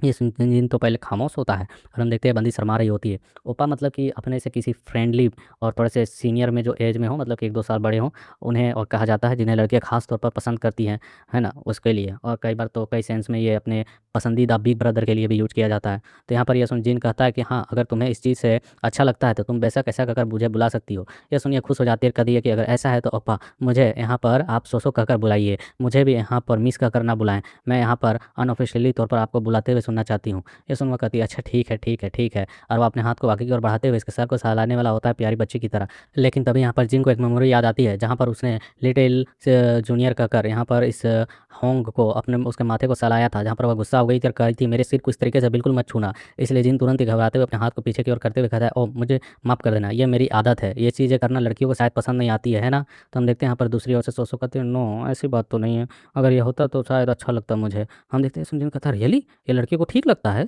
फिर हम देखते हैं यहाँ पर बाहर आसमान का सीन, जहाँ पर वो कह रहे होते हैं चलो चलते हैं, तो आपके पिताजी काफ़ी समय से इंतज़ार कर रहे होंगे, और हम देखते हैं रास्ते का सीन, जहाँ पर चारों ओर पिंक लीव्स वाले जो होते हैं यहाँ पर पेड़ वो खिले होते हैं, उनसे काफ़ी ज़्यादा अच्छी खुशबू और अच्छी पत्तियाँ जो होती है वो गिर रही होती है, हवाएँ बह रही होती है, और इस सभी चीज़ों को देखकर वह कहती है आखिरकार ये होता है वसंत ऋतु, है ना? यह सचमुच शानदार है। तो जिन कहता है क्या तुमने इस चीज़ को कभी नहीं देखा है जो इस तरीके से कर रही हो? वह कहती है हाँ बिल्कुल, मेरे कमरे में बर्फ़ के मतलब कि बर्फ़ को वहाँ पर जमे रहने देने के लिए खिड़कियाँ जो हैं वह पूरी तरीके से लोहे के प्लेटों से सील कर दी गई है ताकि तापमान में कोई कमी ना हो, और यहाँ पर कड़ाके की सर्दी का जो मौसम वहाँ पर हमेशा बना रहे और वहाँ से हवाएँ बाहर ना जाएँ। और जब भी यहाँ पर सीज़न बदलते हैं तो यहाँ पर मौसम बदलती है, तो उसे कंट्रोल करने के लिए उन सभी चीज़ों को किया जाता है। तो मैं यहाँ पर जब गर्मी आती है, शुरू होने वाली होती हैं, तो मैं यहाँ पर इन चीज़ों को बिल्कुल भी नहीं देख पाती हूँ। और वह यहाँ पर वो कहती है कि ओप्पा क्या हमें पहाड़ चढ़ना चाहिए? तो जिन कहता है कि अगर आप पहाड़ चढ़ना चाहती हैं तो आपको पहले ट्रेनिंग लेना होगा। या तुम उस चीज़ के लिए तैयार भी हो? तो अगर तुम यहाँ पर देखा जाए तो तुम पहले से ही ऑफ़िशियल मतलब कि अनऑफ़िशियली तौर पे तायु सेट की स्टूडेंट हो चुकी हो, लेकिन बस तुम्हें ट्रेनिंग करना बाकी है। वो कहती है कि क्या मुझे यहाँ पर किसी तरीके से स्पेशल ट्रेनिंग करनी होगी? क्या मैंने मानसिक टेक्निक मतलब कल्टीवेशन टेक्निक सीख ली है तायु सेट के, इसलिए मैं वहाँ की स्टूडेंट हो चुकी हूँ? जिन कहता है हाँ, हाँ, लेकिन पहले तुम्हें इन सभी चीज़ों को अपने फ़ादर को समझाना होगा। और इसी लोग इसी तरीके से गपशप करते हुए रास्ते को तय कर लेते हैं और वापस से उसी सिटी में पहुँच जाते हैं जहाँ पर इसके फ़ादर का मतलब कि राज चलता है, वांगगांग वैली। और हम देखते हैं वहाँ पर पहुँचने के साथ वह कहती है कि वो देखिए वो रहा हमारे फादर का पट्टिका मतलब कि मेन गेट, जहाँ पर इनके फैमिली का सिंबल बना हुआ है, और वो कहते हैं कि वहाँ पर मेरे पिताजी का नाम लिखा हुआ है, इसका मतलब हम अपने सिटी में पहुँच चुके हैं, यह मेरा ही घर है। ये बंदी अपनी ही सिटी नहीं घूमी है तो इसलिए ऐसा कर रही है। और जब वो जिनका हाथ पकड़ते हुए कहती है चलिए ऊपर चलते हैं, और वह तेज़ी से दौड़ते हुए कहती है कि मेरे पिताजी तुम्हारे लिए अवश्य एक शानदार दावत रखेंगे, वह निश्चित तौर पर एक भव्य पुरस्कार तुम्हारे लिए ज़रूर तैयार करेंगे। देश भर में यहाँ पर वांग मैनर के सभी शाखा जितने भी मतलब कि ब्रांचेज़ हैं, उन सभी में इस चीज़ की मतलब कि दावत की जाएगी और ये तैयारी की जाएगी, और वहाँ ढेर सारा खाना भी होगा और संगीत भी जो कभी बंद नहीं होगा। हम देखते हैं लेकिन जिन काफ़ी खामोश लग रहा होता है, रुक कर वह उसके हाथों को अपने हाथों से छुड़ाता है, और वह वहाँ पर कहता है कि मुझे माफ़ कर देना, लेकिन मैं आपको केवल यहीं तक लेकर आ सकता था। और फिर हमारा सीन यहाँ से अचानक शिफ्ट कर दिया जाता है और दूसरी जगह का सीन दिखाया जाता है, जो कि दरअसल वही किडनैपर नामगोंग क्लैन की मतलब कि गेस्ट रूम होती है, जहाँ पर एक बंदा खड़ा होता है, क्या तुमने मुझसे पहले ही वादा नहीं किया था? और हम देखते हैं ये बातें यहाँ पर चीफ स्ट्रेटेजिस्ट से कोई खड़ा होता है। आखिरकार ये साला बुड्ढा गलत लोगों की संगति में ही क्यों जाता है, मुझे समझ में नहीं आता है। हमेशा गलत आदमी लोगों के साथ बैठता उठता इसका रहता है, बैठना उठना। और हम देखते हैं यहाँ पर यह कहने वाला एक बंदा होता है ब्लू हेयर, जो कह रहा होता है आपने कहा था कि आप उस टोकन को मेरी सिस्टर को देंगे, और इसके बारे में बताया जाता है कि यह इसका नाम दरअसल जेंसी डिवाइन ड्रैगन है और यह नामगोम शान है। तो यह बंदा जो शान होता है वह यहाँ पर कहता है कि आपने मेरी बे मतलब कि सिस्टर की जो कल्टीवेशन है मतलब कि उसके जो टैलेंट है उस चीज़ को तो जानते ही होंगे, है ना? आपने उसके बारे में सुना ही होगा। उसकी तुलना यहाँ पर किसी भी यंग जनरेशन के टैलेंटेड बंदे से आसानी से की जा सकती है। वह उतनी ज़्यादा टैलेंट तो है ही। तो आखिरकार इस स्थिति में आपने उसे टोकन क्यों नहीं दिया? हम देखते हैं यहाँ पर स्ट्रेटेजिस्ट कर रहे थे, उस स्थिति में आखिरकार तुम्हारे कहने का मतलब क्या है? यहाँ पर जो नियमित प्रवेश टोकन है, वह यहाँ पर यूँ ही किसी को नहीं दिया जाता है। ये सुनिए अपनी मुट्ठी भींचने लगता है, कहता है कि क्या आपको नहीं पता है कि मुरीम एकेडमी में नियमित प्रवेश प्राप्त करना कितना ज़्यादा मुश्किल है? आपके कहने का मतलब क्या है कि वह हर साल जो यहाँ पर लाखों मार्शल आर्टिस्टों के साथ आवेदन देते हैं और मतलब कि मुरीम अलायंस में घुसने की कोशिश करते हैं, लड़ते, मारते, काटते हुए, उसमें मेरी सिस्टर भाग ले। लेकिन वहाँ पर लाखों लोग जब उस पार्टिसिपेट में जॉइन करते हैं तो केवल 500 लोग ही उसे पास कर पाते हैं, और यह एक बहुत ही कठिन और खतरनाक ट्रेनिंग होती है। चाहे कोई कितना भी टैलेंटेड हो, लेकिन उतनी बड़ी भीड़ में कोई भी बंदा बंदा कभी भी किसी भी तरीके से किसी को मार सकता है और कईयों की मौत हो जाती है। क्या आप उस नर्क जैसे टेस्ट को देने के लिए मेरी सिस्टर से कह रहे हैं, जबकि वह एक अच्छी टैलेंटेड लड़की भी है इसके बावजूद? तो हम देखते हैं यहाँ पर स्ट्रेटेजिस्ट कहते हैं कि शुरू से ही मैंने सिर्फ इतना कहा था कि मैं यहाँ पर तुम्हारी सिस्टर सेओन की परीक्षा लूँगा और देखने के बाद ही मैं उसे वह प्रवेश टोकन दूँगा। लेकिन वह इसके योग्य है या नहीं है, इसके बारे में तो मैंने यहाँ पर नहीं कहा था कि वह बिल्कुल इसी के हकदार है और वह टोकन मैं उसे ही सौंप दूँगा। यह सुनकर यहाँ पर यसान कहता है कि लेकिन आपने तो सेओन को वहाँ पर एक टेस्ट लेने का मौका भी नहीं दिया है। मैंने स्ट्रेटेजिस्ट, आप करना क्या चाहते हैं? स्ट्रेटेजिस्ट कहता है, ऐसा आखिरकार तुम कह भी कैसे सकते हो? क्योंकि मैंने यहाँ पर उससे पहले ही अच्छे मतलब कि टैलेंटेड बंदे को देखा, तो मैंने यहाँ पर वह टोकन उसे सौंप दिया क्योंकि वह उससे ज़्यादा हकदार था। तो यह कहता है, आखिरकार आप इस चीज़ को कैसे प्रूव कर सकते हैं कि वह उससे ज़्यादा हकदार था? आपने हमारी मतलब सिस्टर के टैलेंट को नहीं देखा और पहले ही बता दिया कि वह उससे भी टैलेंटेड है। तो हम देखते हैं यहाँ पर स्ट्रेटेजिस्ट कहते हैं कि हाँ, तो यहाँ पर आवाज़ आती है कि चीफ स्ट्रेटेजिस्ट, आपको ज़रूर यहाँ पर अवश्य कोई ना कोई गलतफ़हमी हुई है, क्योंकि यहाँ पर आप इस तरीके से चीज़ों को नहीं कर सकते हैं। मतलब कि आपने गलत डिसीजन लिया। यह सुन स्ट्रेटेजिस्ट अपनी चाय का कप को नीचे रख देते हैं और घूर कर उसे देखते हुए कहते हैं कि तेरे कहने का मतलब क्या है? कि क्या तू मेरे यहाँ पर डिसीजनों पे सवाल उठा रहा है कि मैं यहाँ पर चीफ स्ट्रेटेजिस्ट होने के बावजूद सही निर्णय नहीं ले सकता हूँ? तुम यहाँ पर अपनी स्थिति को समझ भी रहे हो जो कर रहे हो? यह सुन यह बंदा थोड़ा घबरा जाता है, डर जाता है, कहता है नहीं, मैं अपॉलॉजी चाहता हूँ, मुझे माफ़ कर दीजिए, मैं क्षमा चाहता हूँ। मेरे कहने का मतलब यह नहीं था, कि मेरा बस तो यह कहना था। और हम देखते हैं चाय के कप में वो भरते हुए कहता है कि ऐसा लगता है कि आपके परिवार की स्थिति दिन ब दिन बिगड़ती जा रही है। चीफ स्ट्रेटेजिस्ट कर रहे होते हैं और वह कहते हैं कि किसी ने सोचा नहीं होगा कि नामगुंग वंश का मेन ब्रांच ही यहाँ पर नियमित मतलब कि जो नॉर्मली तौर पर टेस्ट देकर लोग प्रवेश पाते हैं, वैसा अपमानजनक मतलब कि इनका सामना करना पड़ेगा। हम देखते हैं यहाँ पर यह जो बंदा होता है और राइटर होता है, वो बताता है कि नामगुंग वंश जो है मुख्य परिवार का मेन परिवार का शाख परिवार के कर्तव्यों को सख्ती से विभाजित करता है। दरअसल सीधा-सीधी बताऊँ तो ये एक नामगुंग क्लैन है। इसको एस्टेब्लिश करने वाला मेन परिवार था, लेकिन उसके कई सारे ब्रांचेज़ होते हैं और उन ब्रांचेज़ों में से एक जो ब्रांच है इसका, वह अब काफ़ी ज़्यादा पावरफुल बन चुका है, क्योंकि वह यहाँ पर एक मर्चेंट क्लैन को चलाता है, मतलब कि व्यापारी वगैरह को सँभालता है। और उसने यहाँ पर अपना एक व्यापार गिल्ड बनाया है जो कि अजूरा नाम से है। और वह इतने पावरफुल हो चुके हैं कि जो इस नामगुंग क्लैन का जो संस्थापक था, मेन ब्रांच वाला जो लीडर था, उसे ही अब ये लोग वैल्यू नहीं दे रहे हैं। लेकिन नामगुंग परिवार का नाम चारों ओर फेमस है, क्योंकि यहाँ से पावरफुल कल्टीवेटर भी निकलते हैं। लेकिन अभी इनकी फ़िलहाल पावर काफ़ी ज़्यादा कम हो चुकी है, जिसकी वजह से जो इनका ब्रांच है, जो कि यहाँ व्यापार वगैरह सँभालता है, तो वह काफ़ी पावरफुल हो चुका है और वे लोग इस नामगुंग परिवार का नाम का इस्तेमाल करके गलत कामों को भी करते हैं। यहाँ तक कि उसने यहाँ पर जो उस मर्चेंट के दूसरे मर्चेंट की बेटी को जो किडनैप किया ना, सोसो को, उसको भी यहाँ पर इस नामगुंग परिवार के मेन बंदे ने नहीं किया है, मेन क्लैन ने नहीं किया है। जो ब्रांच क्लैन है, जो पावरफुल अभी हो चुका है, उसने यह सब कांड किया है। और यहाँ पर यह बंदा कह रहा होता है स्ट्रेटेजी से, जैसा-जैसे आप चीज़ों को जानते हैं कि जो अजूरा स्काई मर्चेंट गिल्ड का विरासत है, वैसे-वैसे उसकी शक्तियाँ जो है वह बढ़ती जा रही हैं विरासत के बढ़ने के साथ। और अब स्थिति ऐसी हो गई है कि हमें यहाँ पर आंतरिक मतलब कि मेन परिवार के मामलों में ही यहाँ पर अपने कदम पीछे करने पड़ रहे हैं। हम ही यहाँ पर मेन डिसीजन को नहीं ले पाते हैं, भले ही चाहे यहाँ पर वह कितनी भी परेशानी पैदा करें और नामगुंग क्लैन के नाम का इस्तेमाल किसी भी तरीके से करें, हम मेन परिवार के सदस्य के तौर पर भी उनका कुछ भी नहीं कर सकते हैं। तो यहाँ पर ये सुने स्ट्रेटेजिस्ट कहते हैं, तो आपको यहाँ पर कोई जवाबदेही तैयार करनी चाहिए, कुछ तो यहाँ पर उनके मतलब विरोध में करना चाहिए। यह सुन वह कहते हैं, हाँ, मेरे दादाजी कुछ कर रहे हैं। उन्होंने यहाँ पर हाल ही में कहा है कि वे यहाँ पर लिमिटलेस स्काई स्वॉर्ड आर्ट के ब्रेकिंग टेक्निक को मतलब कि विकसित करने वाले हैं कि इस टेक्निक को कैसे तोड़ा जाए, इस टेक्निक को इस्तेमाल करने वाले लोगों को कैसे हराया जाए ईज़िली तौर पर। कोई भी किसी के मार्शल आर्ट टेक्निक फुटवर्क को बहुत ज़्यादा ईज़िली तौर पर नहीं देख सकता है और ना ही उसके प्रैक्टिस फॉर्म्स को पहचान सकता है। लेकिन कोई जो जानता है कि इसमें क्या-क्या फॉर्म्स है और उसे कैसे तोड़ा जा सके, तो वह यहाँ पर बहुत खराब होगा उस फैमिली के लिए। और इसी वजह से स्ट्रेटेजिस्ट ज़ोर से टेबल पर हाथ मारते हुए कहते हैं, आखिरकार क्या तुम्हारे दादाजी पागल हो चुके हैं? या एक दो-धारी तलवार की तरह होगी। यहाँ लिमिटलेस स्काई स्वॉर्ड आर्ट तुम्हारी मेन मतलब कि उस ब्रांच की ही नहीं बल्कि मेन ब्रांच की भी है और तुम लोग इसकी वजह से तुम्हारी ताकत सीमित हो जाएगी। क्या जो मेन तुम्हारे जो मेन परिवार की तलवारबाजी है, वह टेक्निक कभी भी फिर वापस से पावरफुल हो पाएगी? बिल्कुल भी नहीं। तो यह सुन ये बंदा खड़ा होते हुए कहता है, इसी स्थिति में तो हम यहाँ पर नामगुंग क्लैन के मेन परिवार के अस्तित्व की फिर से यहाँ पर उजागर करने के लिए, उसे फिर से पावरफुल बनाने के लिए उस टोकन की सख्त से सख्त ज़रूरत थी। लेकिन आपने उस टोकन को किसी और को सौंप दिया और यह कहते हुए कि उसके हकदार हम नहीं हैं, बल्कि उससे भी अधिक कोई उसका हकदार मिल चुका है। आखिरकार उस प्रवेश टोकन से रिलेटेड मैं एक चीज़ पूछना चाहता हूँ, क्या मैं जान सकता हूँ कि आपने इसे कैसे दे रखा है?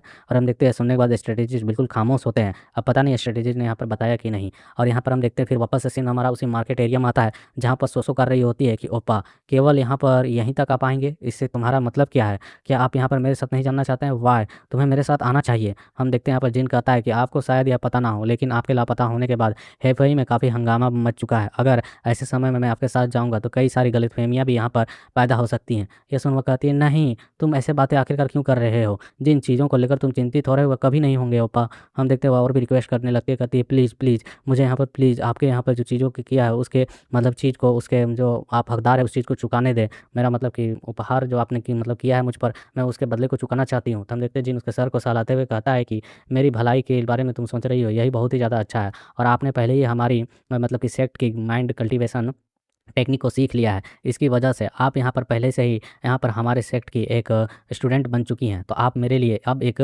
जूनियर सिस्टर की तरह हुई और यही मेरे लिए काफ़ी अच्छी चीज़ है। मैं इसी चीज़ से काफ़ी ज़्यादा खुश हूँ और मुझे कुछ और चीज़ नहीं चाहिए। हम देखते हैं यहाँ पर यह कहने के साथ वो पलट कर जाने लगता है और वह लड़की कहते रह जाती है सोसो की लेकिन और चिन कहता है और ठीक है और अपनी दवाइयाँ समय पर लेना और कल्टीवेशन करना बिल्कुल मत भूलना, ठीक है? और वह यह कहकर बाय बाय कहते हुए जाने लगता है, कहता है ठीक है अब मैं चलता हूँ, अपना ख्याल रखना। और इसे बीच मार्केट में छोड़ रखा होता है क्योंकि इस सिटी के जो लोग होते हैं वह घूर-घूर कर तभी इसे देखने लगता है, इसे पोस्टर की वजह से पहचान लेते हैं और कहते हैं ये क्या? ये तो हमारी मिस है ना, आखिरकार यहाँ पर यह लौट आई हैं, हमारी वांग हवेली की मिस युवा मालकिन यहाँ पर लौट आई हैं। और हम देखते हैं बस यहाँ पर जिन को जाते हुए देख रही होती है और जिन मस्त कूल तरीके से एक कूल पोज़ देते हुए मतलब कि कूल बंदे की तरह टहलते हुए आगे की ओर निकल जाता है, इसे यहीं पर बीच मार्केट में छोड़कर।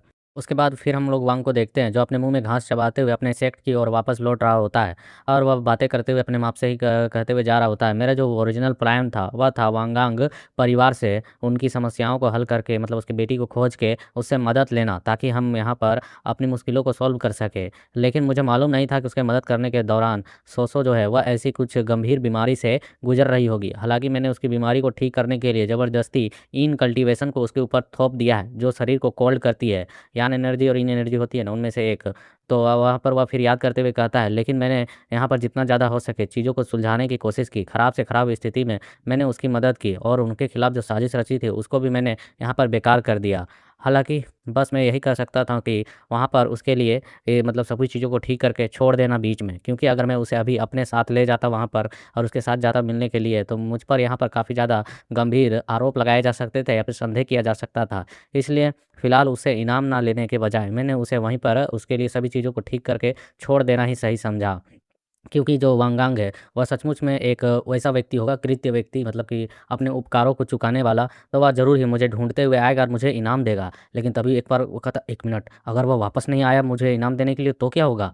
और फिर वह यहाँ पर पहुँच चुका होता है सेट के गेट के पास और वह हम सामने देख रहा होता है तू-तू, मैं-मैं करते हुए होंग को किसी लड़के के साथ। और ये कहता है जो भी हो लेकिन मैं यह सोच लूँगा कि पिछले जन्म में मतलब कि इस जन्म में मैंने कुछ अच्छा काम ही कर लिया और ये सोचकर भूल जाऊँगा उस काम को। लेकिन वह वहाँ पर जब होंग को किसी के साथ तू-तू, मैं-मैं करते हुए देखता है तो वह काफ़ी हैरान होता है क्योंकि यहाँ पर वो उसके सामने जो खड़ा लड़का वो कह रहा होता है, क्या तुम्हारे लिए बस एक पल का समय निकालना इतना ज़्यादा मुश्किल है? और यहाँ होंग कह रही होती है कि मैंने कितनी बार कहा तुमसे, तुम यहाँ से चले जाओ। और हम देखते हैं इनकी ऐसी कन्वर्सेशन सुनकर यहाँ पर जिन को काफ़ी ज़्यादा शक होता है और मुँह बनाते हुए कहता है, ओहो! ऐसा लगता है कि मेरी जो जूनियर है इतनी बड़ी हो गई है कि आजकल लड़कों से भी मिलने लगी है। मुझे उसका सीनियर होने के नाते जाके देखना होगा ये किस तरह का बदमाश है, मतलब कि किस तरीके का लौंडा है। और हम देखते हैं वह जो बंदा होता है वो अपनी पूरी बोरिया बिस्तर पोटली सीधे होंग के हाथों में फेंक देता है और यहाँ पर उससे कह रहा होता है मुझे माफ़ करना लेकिन तुम जैसे जाने को कह रही हो तो मुझे लगता है कि मुझे आज की रात भी यहीं बितानी होगी। और यह कहकर वो काफ़ी सीरियस लग रहा होता है तो हम देखते हैं तभी जिन पहुँचते हुए कहता है अबे ओए वहीं रुक जाओ। और वो फट से यहाँ पर होंग के आगे आ जाता है और कहता है कि आखिरकार तुम्हें समझ में नहीं आता है कि जब कोई लड़की मना करती है तो उसका मतलब क्या होता है? क्या तुम्हें इतनी भी ज़्यादा यहाँ मतलब कि किसी चीज़ की परवाह नहीं है, खुद को इतना ज़्यादा आंकड़ दिखा रहे हो कि ज़बरदस्ती करने पे उतर गए हो तुम? और हम देखते हैं तभी जिन यहाँ कुछ देखकर हैरान होता है, कहता है 1 मिनट व्हाट? ये तो ये बंदा। और हम देखते हैं वो बंदा कह रहा होता है आप बिल्कुल सही समय पर वापस लौटे हैं। और यहाँ पर जिनके मन में चल रहा होता है ये लड़का तो वही है। और ये कह रहा होता है कि मैं तायुल सेठ के जीन से ही मिलना चाहता था। आगे का जीन वो सुन, तुम यहाँ सोबून, तुम यहाँ पर आ ही गए। और जिन मन में कह रहा होता है यह नामगोंग परिवार का अवेकन डिवाइन ड्रैगन है। और यहाँ पर ये सब कुछ देखकर पीछे होंग कहती है कि इतने समय से आखिरकार तुम थे कहाँ पर? ये आप ही के तलाश में यहाँ पर आए हैं। और हम देखते हैं यहाँ पर जिन अपने मन में कहता है कि नामगुन परिवार के इस डिवाइन ड्रैगन का यहाँ पर आना आखिरकार क्या रीज़न हो सकता है? तायुल सेक्ट में या यहाँ पर क्यों आया है? पिछले जन्म में तो मेरे साथ ऐसी कोई भी घटना नहीं हुई थी। और फिर वो याद करता है कि उसने तायुल सेक्ट के ही कुछ असिस्टेंट्स को मारा था, जो कि तायुल सेक्ट के ब्रांच से बिलॉन्ग करते हैं। तो ये कहता है नहीं लेकिन ये तो उन व्यापारियों के साथ शामिल नहीं हो सकता है। अगर यह जहाँ तक इसकी बात की जाए तो ये मेन परिवार से बिलॉन्ग करता है, तो आखिरकार ब्रांच परिवार के इन हथकंडों में ये अपना हाथ गंदा नहीं करेगा। आखिरकार यह नामगोंग यहाँ पर आया तो है, तो आया किस वजह से है? और हम देखते हैं नामगोंग उसे ही घूरे जा रहा होता है, लगातार देखे जा रहा होता है। फिर जिन याद करता है उस चीफ स्ट्रैटेजिस्ट को और कहता है कहीं उस चीज़ की वजह से तो नहीं यहाँ पर हालात ऐसी हुई हैं। और फिर ये मुस्कुराने लगता है और मुस्कुराते हुए उसे देख वो बंदा कहता है कि आखिरकार यंग मास्टर जिन, मुझे आपसे यहाँ पर एक अति आवश्यक बात पर चर्चा करनी है। ये सुनने के साथ ही यहाँ पर जिन इससे आगे होकर गुज़र जाता है और ये बंदा कहते रहता है कि चलो गेस्ट रूम में चलो, मुझे तुमसे बात करनी है। बट यहाँ पर जिन सीधे इग्नोर कर आगे निकल जाता है, तो यहाँ पर होंग कहती है कि सीनियर आप कहाँ जा रहे हैं? और हम देखते हैं यहाँ पर जिन कह रहा होता है, मैं यहाँ पर फ़िलहाल सेक्ट लीडर को ग्रीट करने के लिए जा रहा हूँ, क्योंकि मैं एक लंबी यात्रा कर लौटा हूँ।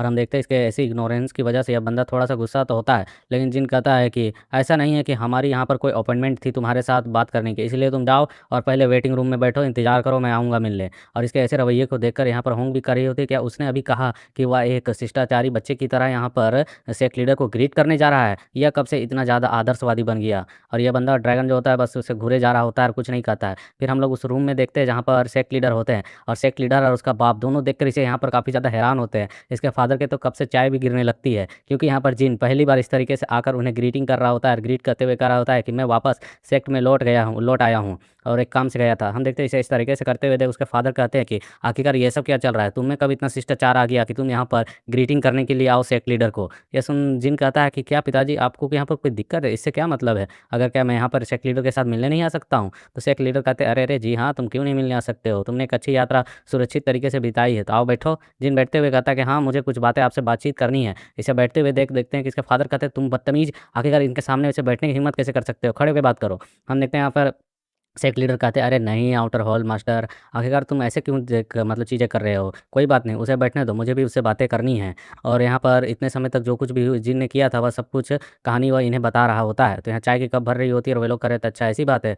और जिन कह रहा होता है, "हाँ।" आप और वहाँ पे वो कह रहे होते हैं कि, "तुमने कहा कि तुमने एक बच्ची की जान बचाई, अपहरण उसे कर लिया गया था?" तो जिन कहता है, "हाँ।" और वो जो उसे बचाने के दौरान उसे काफ़ी गंभीर बीमारी भी थी, इसलिए हमने उसे अपने यहाँ की माइंड कल्टीवेशन टेक्निक सिखा दी है।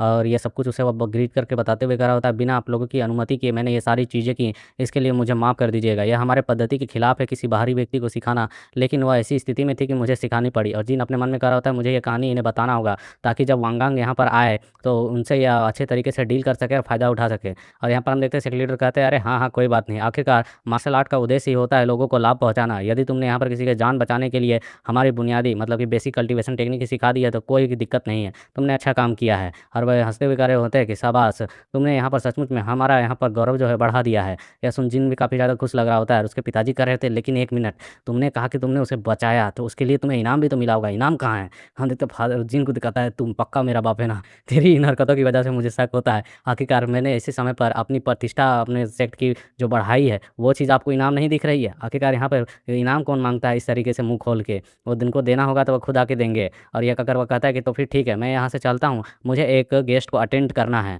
और हम देखते हैं यशवंत वो कहते हैं, हाँ, हाँ, ठीक है। ये तो काफ़ी अच्छी बात है। और उसका बाप भी कर रहा होता है कि हाँ, हाँ, इसने सचमुच में हमारे सेक्ट के थोड़े से मतलब कि प्राउड को बढ़ाया अच्छा काम करके, यह बहुत ही अच्छी बात है। लेकिन तभी दोनों के माइंड में एक बात खटकती, 1 मिनट, उसने कहा उसे एक गेस्ट अटेंड करना है, आखिरकार यहाँ कौन-सा गेस्ट आ गया है? और फिर हम उस कमरे का गेस्ट रूम का सीन देखते हैं जहाँ पर बच्चे दूर से गेट खोलकर उन्हें ही देख रहे होते हैं और आपस में डिस्कशन कर रहे होते हैं। जहाँ पर एक बच्चा कह रहा होता है कि क्या वह यहाँ पर नामगोंग फैमिली से बिलॉन्ग करता है? दूसरा कह रहा होता है, हाँ, मैंने सुना है कि वहाँ पर इसका जन्म हुआ है नामगोंग परिवार में और यह बहुत ज़्यादा पावरफुल है। कोई भी एक लड़की जो बच्ची होती है वो कह रही होती है, काश मैं नामगोंग कबीले में शामिल हो पाती और उनकी तलवारबाज़ी टेक्निक सीख पाती।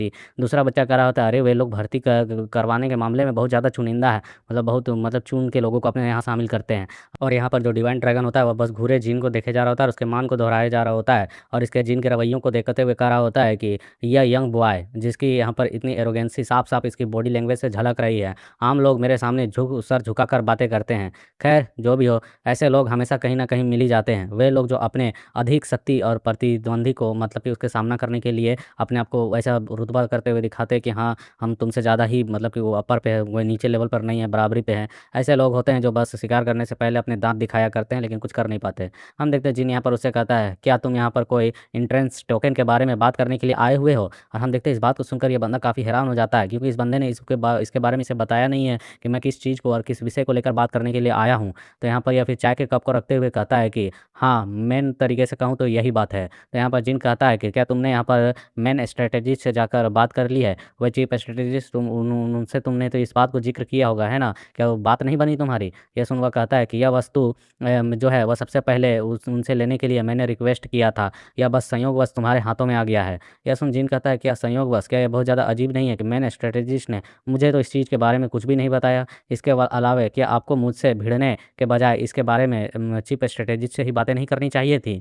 क्या यहाँ पर चीफ स्ट्रेटेजिस्ट को समझाने और उस टोकन को लेने में आप विफल रहे हैं, इसलिए अब यहाँ पर आ गए हैं? आपको लगा कि आप तायुल सेक्ट को ईज़िली तौर पर टारगेट करके उस टोकन को ले सकते हैं? ये सुनकर यह बंदा अपने कप को उठाते हुए फिर कहता है कि आप में मतलब आपने लोगों को नाराज़ करने की अच्छी खासी कला है, मतलब कि रूड तरीके से बात कर रहा होता है। तो जिन्नी हँसते हुए कहता है, अरे भाई बात ऐसी नहीं है, मेरी बातें अगर तुझको बुरी लगी हो तो अच्छी बात है। अगर यहाँ पर मैं साफ साफ तौर पर कहूँ तो तुम मेरे लिए यहाँ पे समस्या पैदा कर रहे हो, तुम मेरे मुँह का निवाला छीनना चाहते हो। और ये अपने मन में कर रहा होता है, साले डिवाइन ड्रैगन आखिरकार तू यहाँ पर क्यों करने या टोकन लेने के लिए आया है? क्योंकि मुरीम अलायंस के अधिकतर जो लोग हैं वह पहले ही मुरीम एकेडमी में सर्वोच्च सम्मान का स्थान प्राप्त हो चुका है इस बंदे को। और ये कहता है कि ये जो डिवाइन ड्रैगन है इसे ड्रैगन एंड फिनिक्स कॉन्फ्रेंस के एक एल्डर के तौर पर जाना जाता है। आखिर क्या वजह है कि यह यहाँ पर उस प्रवेश टोकन को लेने के लिए आया है? कहीं यह अपनी जूनियर सिस्टर के लिए तो नहीं लेने के लिए आया है, और अपनी ज़रूर ही या अपने सेवोन सिस्टर के लिए या टोकन मांगने के लिए आया होगा ताकि वह मुरीम एकेडमी में इजीली तौर पर अपने प्रवेश को एंट्री को प्राप्त कर सके। तो यहाँ पर ये बंदा एक अपने पास से कुछ चमकता हुआ गोला जैसा निकाल कर टेबल पर रखते हुए कहता है कि मैं आपसे इसे मुफ्त में नहीं लेने वाला हूँ, और पैसा के अनुसार मैं आपको यहाँ पर एक खास मुआवजा भी दूंगा। या एक ऐसी पर्ल है जिसे यहाँ पर 7 कलर ट्रेजर पर्ल के तौर पर जाना जाता है। यह एक दुर्लभ रेयर ट्रेजर है जिसकी कीमत इतनी है कि आप इससे कम से कम 99 कमरों का एक मतलब कि आलीशान घर खरीद सकते हैं, इतना इसका कीमत है। और जिन भी वहाँ पर उस रत्न को देख रहा होता है और अपने मन में कह रहा होता है, या मेन परिवार के मतलब कि मुख्य वंशज हैं जो हैं यहाँ पर कमज़ोर होते जा रहे हैं, और ये लोग अपनी ताकत को बढ़ाने के लिए इस हद तक आ चुके हैं कि अब यहाँ पर उस टोकन को ख़रीदने के लिए हमें पैसे देकर लेना चाहते हैं। लेकिन इसी कारण की वजह से मुझे इसके इस रवैये की वजह से बहुत ही ज़्यादा गुस्सा आ रहा है, और हम देखते हुए अपने दांत को खटखटा के गुस्से में चबा रहा होता है। उधर दूसरी ओर से आवाज़ आ रही होती है, मैं इस मामले को शांतिपूर्ण सुलझाना चाहता हूँ, आपसे बस यही कहता हूँ कि तायुल सेक्ट के हित के लिए यही होगा कि आप इस चीज़ को समझें और इसे ले लें। बट जिन अपने मन में कह रहा होता है कि मुझे यहाँ पर इससे बहुत ज़्यादा ही मतलब कि जेलेसी और घृणा भी महसूस हो रही है, यह देखकर कि यह कितना घिनौना आदमी है, यह अपनी परिवार की कितना ज़्यादा परवाह करता है, इस वजह से मुझे जेलेसी हो रही है। लेकिन घृणा इसलिए आ रही है क्योंकि यह दूसरे परिवार को कमज़ोर करने के लिए यहाँ पर आया हुआ है, जबकि अपनी काबिलियत से उस चीज़ को प्राप्त ना कर कर यह यहाँ पर इस टोकन को चाहता है कि मैं इसे खरीद लूँ और अपने परिवार को ताकतवर बनाऊँ, भले ही उसकी वजह से दूसरा परिवार कमज़ोर हो जाए और गड्ढे में गिर जाए। और ये अपने हाथों को फैलाकर मुझसे यह मेरी हक जो है वह मुझसे मांग रहा है। यह साफ तौर पर मुझे बहुत ही ज़्यादा गुस्सा दिला रही है, क्योंकि यहाँ पर जिन चाहता है अपने परिवार को स्ट्रॉन्ग बनाना, अपने परिवार को पावरफुल बनाना, और ये पावरफुल नहीं बनेगा तो इसके परिवार को उस युद्ध में घसीटा जाएगा। इसलिए यहाँ पर जिन ये चीज़ें कर रहा है। और यहाँ पर यह डिवाइन ड्रैगन कहे जा रहा होता है कि यदि जियांगू के लोगों को, यहाँ के लोगों को पता चल गया कि नामगुम क्लैन की चीज़ जो है जिस पर तुम लालच रखते हो, क्योंकि यहाँ पर इस चीज़ को लेने का रिक्वेस्ट मैंने किया था पहले, लेकिन इसके बावजूद भी तुम लालच दिखाते हुए उस टोकन को रखते हो, तो यहाँ पर तुम्हारे सेक्ट के लिए बहुत ही ज़्यादा बुरा होगा। और हम देखते हैं इन बातों को सुनकर जिन कहता है, तो आगे बढ़ो और अपना सबसे बेस्ट प्रयास करो इस चीज़ को लेने के लिए, इतना इनफ नहीं होगा। तो आपको क्या लगता है कि यहाँ पर तायुल सेक्ट कितना नीचे मतलब कि कितना नीचे है कि आप यहाँ पर इस तरीके का ऑफर देकर हमसे हमारा अधिकार छीनने की कोशिश कर रहे हैं? ये सिवन ड्रैगन कहता है कि आपके यहाँ पर लहजे से ऐसा लगता है कि आप मेरे प्रस्ताव को साफ तौर पर ठुकरा रहे हैं। आपको क्या विश्वास है कि आप इस प्रस्ताव को ठुकाने के बाद नामगोंग सेक्ट का सामना कर पाएंगे, हमसे मुकाबला कर पाएंगे? यह सुन जिन स्माइल करने लगता है, कहता है कि ग्रेट नामगोंग परिवार, ध्यान से सोचो, यहाँ पर कुछ समय पहले आयरन स्वॉर्ड सेक्ट ने भी यहाँ पर इसी तरीके से मुझे यहाँ पर कहा था, और मैंने उनकी क्या की? और हम देखते हैं मुंह बनाते हुए कहता है, मैंने उनकी फुंगी बजा दी, क्योंकि वे खुद को बहुत ज़्यादा ही वो समझ रहे थे कि वो ग्रेट सेक्ट है, उनका उनसे बहुत ज़्यादा ही पावरफुल हैं। लेकिन उनकी हालत के बारे में तुम जानते हो ना, उन लोगों ने तुम्हारे साथ संगठन बनाया था, मतलब कि तुमको ज्वाइन किया था और तुम्हारे साथ ही यहाँ पर साथी के तौर पर आगे बढ़ रहे थे। आखिरकार मैं तुम्हारी मदद क्यों करूँ और उस टोकन को तुम्हें ही क्यों दूँ जो हमें यहाँ पर नीचा गिराने की कोशिश कर रहा था? और तुम भी वही सोच रहे हो कि हम लोग बहुत ज़्यादा कमज़ोर और बहुत ज़्यादा नीचे के लेवल के लोग हैं, इसलिए मैं इस चीज़ को यहाँ पर एक्सेप्ट नहीं कर सकता हूँ। हम देखते हैं सुन यहाँ पर डिवाइन ड्रैगन गुस्से में से घूरते हुए कहता है कि आयरन स्वॉर्ड जैसे एक तुच्छ चीज मतलब कि ब्रांच के लिए मुझसे यहाँ पर तुम यहाँ पर मुसीबत मोल लेने के बारे में सोच रहे हो, उनकी वजह से तुम यहाँ पर मुझसे व्यापार नहीं करना चाहते हो। अब यहाँ पर आयरन स्वॉर्ड सेट की इसने साइड से बत्ती लगा दी है, क्योंकि ये वापस जाएगा तो उनकी फिर से मारेगा जरूर। और यहाँ पर ये मुट्ठी कसते हुए कहता है कि और अपने मुट्ठी कसते हुए खुद को कंट्रोल करते हुए कहता है कि अरे कोई बात नहीं, कंट्रोल, क्योंकि यहाँ पर इस तरीके से चीज़ें चल रही हैं, तो तुम यहाँ पर एंट्रेंस शुल्क को दांव पर लगाना चाहोगे मेरे साथ एक फाइटिंग करते हुए।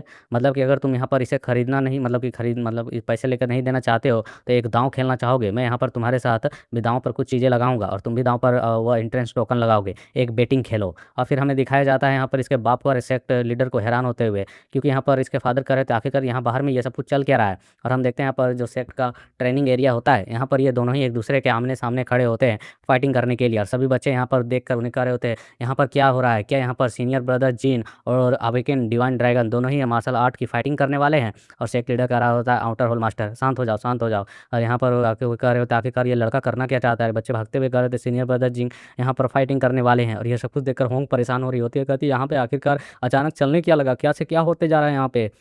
और हम देखते हैं सिल्वर काफ़ी सीरियस लग रहा होता है, और जहाँ ब्राउन से है या गोल्डन वाला ये लड़का है, ये भूल गया मैं। और यहाँ पर ये जो दूसरा ब्रदर होता है वो कर रहा होता है अरे उन्होंने यहाँ पर मार्शल आर्ट की कुशलता काफ़ी ज़बरदस्त तरीके से की है, अब देखो वो यहाँ पर डिवाइन ड्रैगन को भी चैलेंज करने वाले हैं, क्या तुम भी ये कर पाओगे। मतलब उसे एक तरीके से ताना मार रहा होता है तू कि कब ट्रेनिंग करके पावरफुल बनेगा।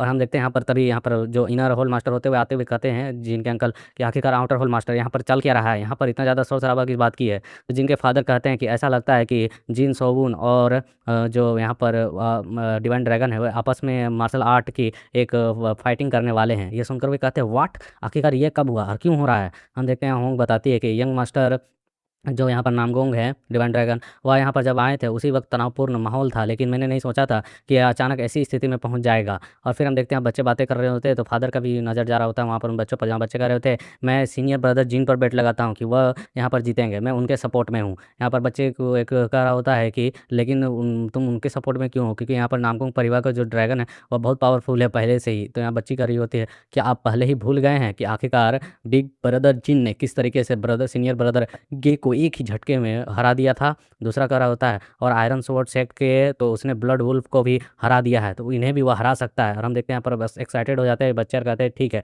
तो इस बार हम पक्का जीतेंगे, है ना ब्रदर जिन, जीतेंगे ना। और यहाँ पर फिर हम देखते हैं बातें चल रही होती है, फादर सीरियस लग रहे थे और कहते हैं आगे बढ़िए जिन ब्रदर हम आपके साथ हैं, आगे बढ़िए जिन ब्रदर हम आपके साथ हैं, और ऐसे नारे आ रहे होते हैं। लेकिन यहाँ पर जो जिनके फादर होते हैं काफ़ी सीरियस होते हैं, अपने मन में कर रहे होते हैं सच कहूँ तो मुझे जिन पर मतलब कि उसके ज़बरदस्त जो चीज़ें इसने हाल फिलहाल में की है उसकी वजह से उस पर भरोसा हुआ है, लेकिन मुझे अब ये समझ में नहीं आ रहा है कि आखिरकार वह यहाँ पर नामगोंग फैमिली के इस डिवाइन ड्रैगन को तायुल सेक्ट में क्यों बुलवाया, मतलब उसका यहाँ पर आने का क्या रीज़न बनवाया, और यहाँ आया भी तो आखिरकार वो अब करना क्या चाहता है जो इसके साथ फाइट कर रहा है।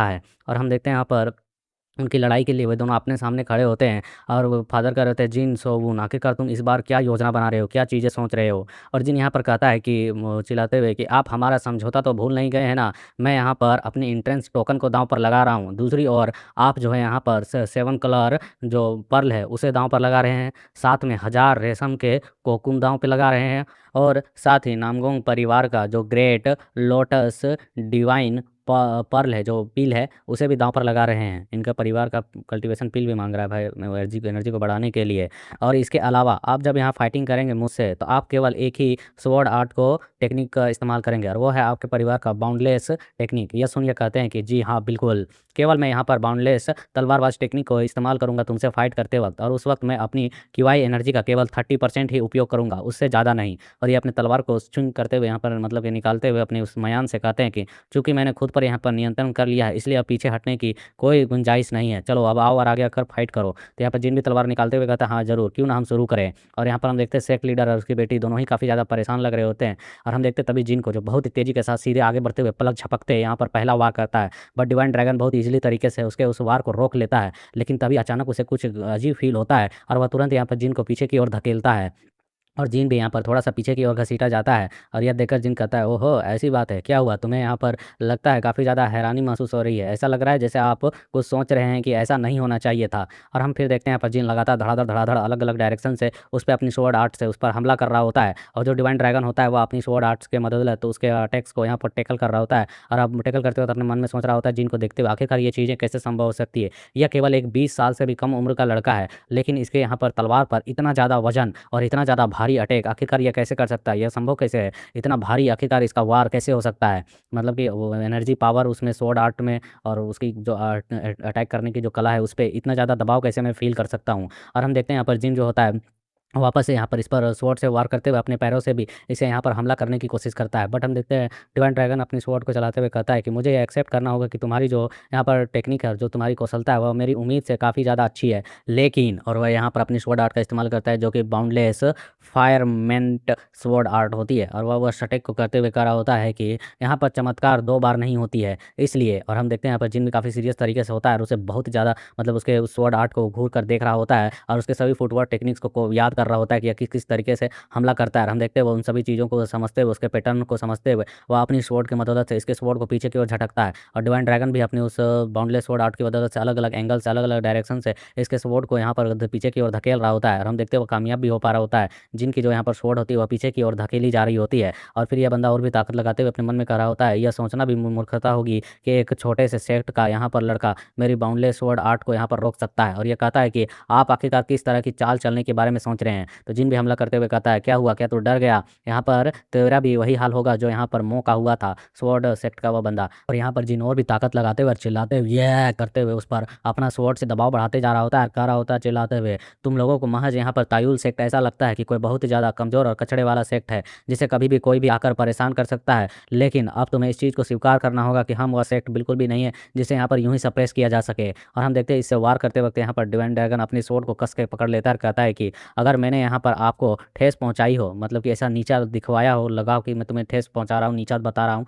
तो इसके लिए मुझे माफ़ कर देना। लेकिन तुम यहाँ पर कभी भी मुझसे जीत नहीं पाओगे। नामगुन जो वंश है वह कभी भी किसी से हारता नहीं है। और यह करते हुए वह तेजी से यहाँ पर जिन को पीछे की ओर धकेलने लगता है। ऐसा होते हुए देख सेक्ट लीडर कहते हैं कि यह इनक्रेडिबल है। यह सोचकर ये आश्चर्य हो रहा है कि यहाँ पर आंतरिक एनर्जी से किवाई की यहाँ पर यह बंदा सिर्फ 30% का इस्तेमाल कर रहा है, लेकिन इससे भी इतना ज़्यादा हिंसक यहाँ पर मतलब कि फाइटिंग चल रही है। और होंकर ये होती है कि वह सरासर यहाँ पर जान से मारने के इरादे से यहाँ पर जिन पर हमला कर रहा है ना, मुझे यहाँ पर किलिंग इंटेंट महसूस हो रही है। और हम देखते हैं जिन भी यही बात को कहता है अपने मन में, यह एक किलिंग इंटेंट है। मेरे बीते जीवन के यादों में मुझे ये चीज़ें ताजगी भरी महसूस होती हैं। और हम देखते हैं अपनी प्रीवियस लाइफ के एक मेमोरी को याद करता है जहाँ पर यह बारिश में बैटल फील्ड में मतलब घुटनों के बल बैठा होता है, इसके पास कोई पहुंच रहा होता है और अपनी तलवार को निकाल रहा होता है, बट जिन उसके आगे मतलब हाँप रहा होता है। और यहाँ पर जब जिन पलट कर देखता है तो उस बंदे के तलवार में जिन की परछाई दिखती है और वह बंदा कह रहा होता है कि अब तुम मरोगे। और जिन अपने मन में का बता रहा होता है कि उस समय की बात जब मुरीब गठबंधन का डिमोनिक कल्ट के साथ फाइटिंग चल रहा था और हम लगातार उसके खिलाफ हारे जा रहे थे। हम शैतानी कल्ट को रोकने वाले अंतिम मास के ढेर थे उस समय पर, ऐसी सिचुएशन पर हम पहुँच चुके थे। और उस समय जो वहाँ पर बैटल फील्ड में जो लोग थे वहाँ पर चारों ओर मरे पड़े हुए थे और अंत में अब वे लोग मेरी भी जान लेने वाले थे। लेकिन उस वक्त और हम देखते हैं कि जब इस जिन को उस समय वह बंदा पागल भूखे भेड़िए की तरह तलवार चलाते हुए मारने वाला होता है तो जिन काफ़ी घबरा चुका था। बट इसे बचाने के लिए तभी वहाँ पर एक आगे से वॉरियर आते हुए इसके वार को जिन के वार को सीधे अपनी पीठ पर ले लेता है और वह यहाँ पर खून की उल्टी खांसते हुए मारा जाता है। और यह सब कुछ देखकर हम देखते हैं जिन काफ़ी हैरान होता है। इस बंदे के बालों को देखकर मुझे लग रहा है शायद ये सिल्वर था कि क्या। और हम देखते हैं यहाँ पर जिन अपने हाथों को देखता है, जहाँ पर मतलब जिन अपने उस साथी के हाथों को देखता है जो खून में पड़ा होता है और उसके खून में उसकी परछाई दिख रही होती है। और जिन कह रहा होता है कि अगर मैं नहीं लड़ूंगा तो मेरे साथी मारे जाएंगे इस सिचुएशन की वजह से। और हम देखते हैं वहाँ पर जिन की ओर वे लोग बढ़ रहे होते हैं तो जिन भी तलवार अपने साथी के हाथों के तलवार को उठा लेता है और इनकी ओर बढ़ते हुए कहता है कि सालो आओ आज तुम भी मरोगे। और हम देखते हैं वह कहता है कि इसलिए मैंने हमेशा उसके बाद से फ्रंट लाइन पर आकर आगे बढ़कर फाइटिंग करना चुना ताकि मेरे साथी ना मरे। और हम अभी प्रेजेंट का सीन देखते हैं जहाँ जिन पूरी ताकत लगाकर दांतों को पीसते हुए कह रहा होता है, उस समय मैंने अपने मन में उन हत्याओं की इच्छाओं को देखा था, मतलब कि उन हत्याओं की इच्छाओं को अभी भी फील कर पा रहा हूँ जो कि बहुत ही ज़्यादा रियलिस्टिक है मेरे लिए, क्योंकि मेरी यादों में वह साफ साफ मुझे दिखाई दे रही हैं। अगर मैं आज यहाँ पर हारता हूँ तो मैं अपने साथियों को खो दूंगा। मैं पिछले लाइफ में ये चीज़ें ना कर सका, लेकिन इस बार मैं इन चीज़ों अवसरों को अपने हाथों से खोने नहीं दे सकता हूँ। और हम देखते हैं उस बंदे की जो स्वॉर्ड आर्ट की टेक्निक होती है वह सीधे जिन की आंखों पर धंसने वाली होती है और जिन जिन का होता है। लेकिन इस बार मेरे पास काफ़ी सारी मेमोरीज और काफ़ी सारे स्किल्स है जो कि मेरे लिए आगे बढ़ने वाली सीढ़ियों की काम करेंगी। और हम देखते हैं यहाँ पर जिन अपने फुटवर्क को बदलता है जिसकी वजह से वहाँ पर हम देखते हैं उस टाइल्स वाले एरिया पर भी यहाँ पर दरार पड़ चुकी होती है और जिन ने इतनी तेजी से एक नए फुटवर्क का इस्तेमाल करते हुए उस पर वार करने की कोशिश की होती है। और वह कहता है कि क्योंकि इस जीवन में मेरा परिवार और मेरे साथी जिंदा है इसलिए मैं उन्हें खो नहीं सकता हूँ। और हम देखते हैं जिन उस फुटवर्क टेक्निक की बदौलत अपने उस बंदे के वार को बच लेता है और इसके एक गाल पर एक उसके बंदे का स्वॉर्ड आर्ट लगता है। लेकिन हम देखते हैं जिन तुरंत ही इसके सामने बहुत ही तेजी से पलक झपकते पहुंच चुका होता है। तो तुम लोग साफ साफ देख सकते हैं कि उसने उसके स्वॉर्ड आर्ट को टेकल कर लिया होता है, उसके स्वॉर्ड आर्ट से बच चुका होता है और इसके इतने करीब पहुंच चुका होता है कि अब यह बंदा जिन के वार से बिल्कुल नहीं बच सकता है। और यह देखकर यहाँ पर डिवाइन ड्रैगन काफ़ी ज़्यादा घबरा चुका होता है। जिन कह रहा होता है, वे लोग जिनकी मैं रक्षा करना चाहता हूँ, वह सब कुछ मैं केवल अपने हाथों से ही कर सकता हूँ। उसके लिए चाहे मुझे कुछ भी करना पड़े। और हम देखते हैं तभी अचानक उस अरीना पे बहुत ज़्यादा ही तेज़ धमाका होता है, जिसकी वजह से चारों ओर धूल उड़ने लगती है। और यहाँ पर जिनका वार जो है उस पर पड़ा है या नहीं पड़ा है, सब लोग वेट कर रहे होते हैं धुआँ छँटने के। और सभी लोग बहुत ही हैरानी से और गौर तरीके से हैरान होकर वहाँ पर देख रहे होते हैं कि आखिरकार क्या हुआ। जिन ने अपना वार किया, उस पर किया, उसे हराया, लेकिन हम तभी देखते हैं कि जिन को यहाँ पर ज़मीन पर ढेर पड़े हुए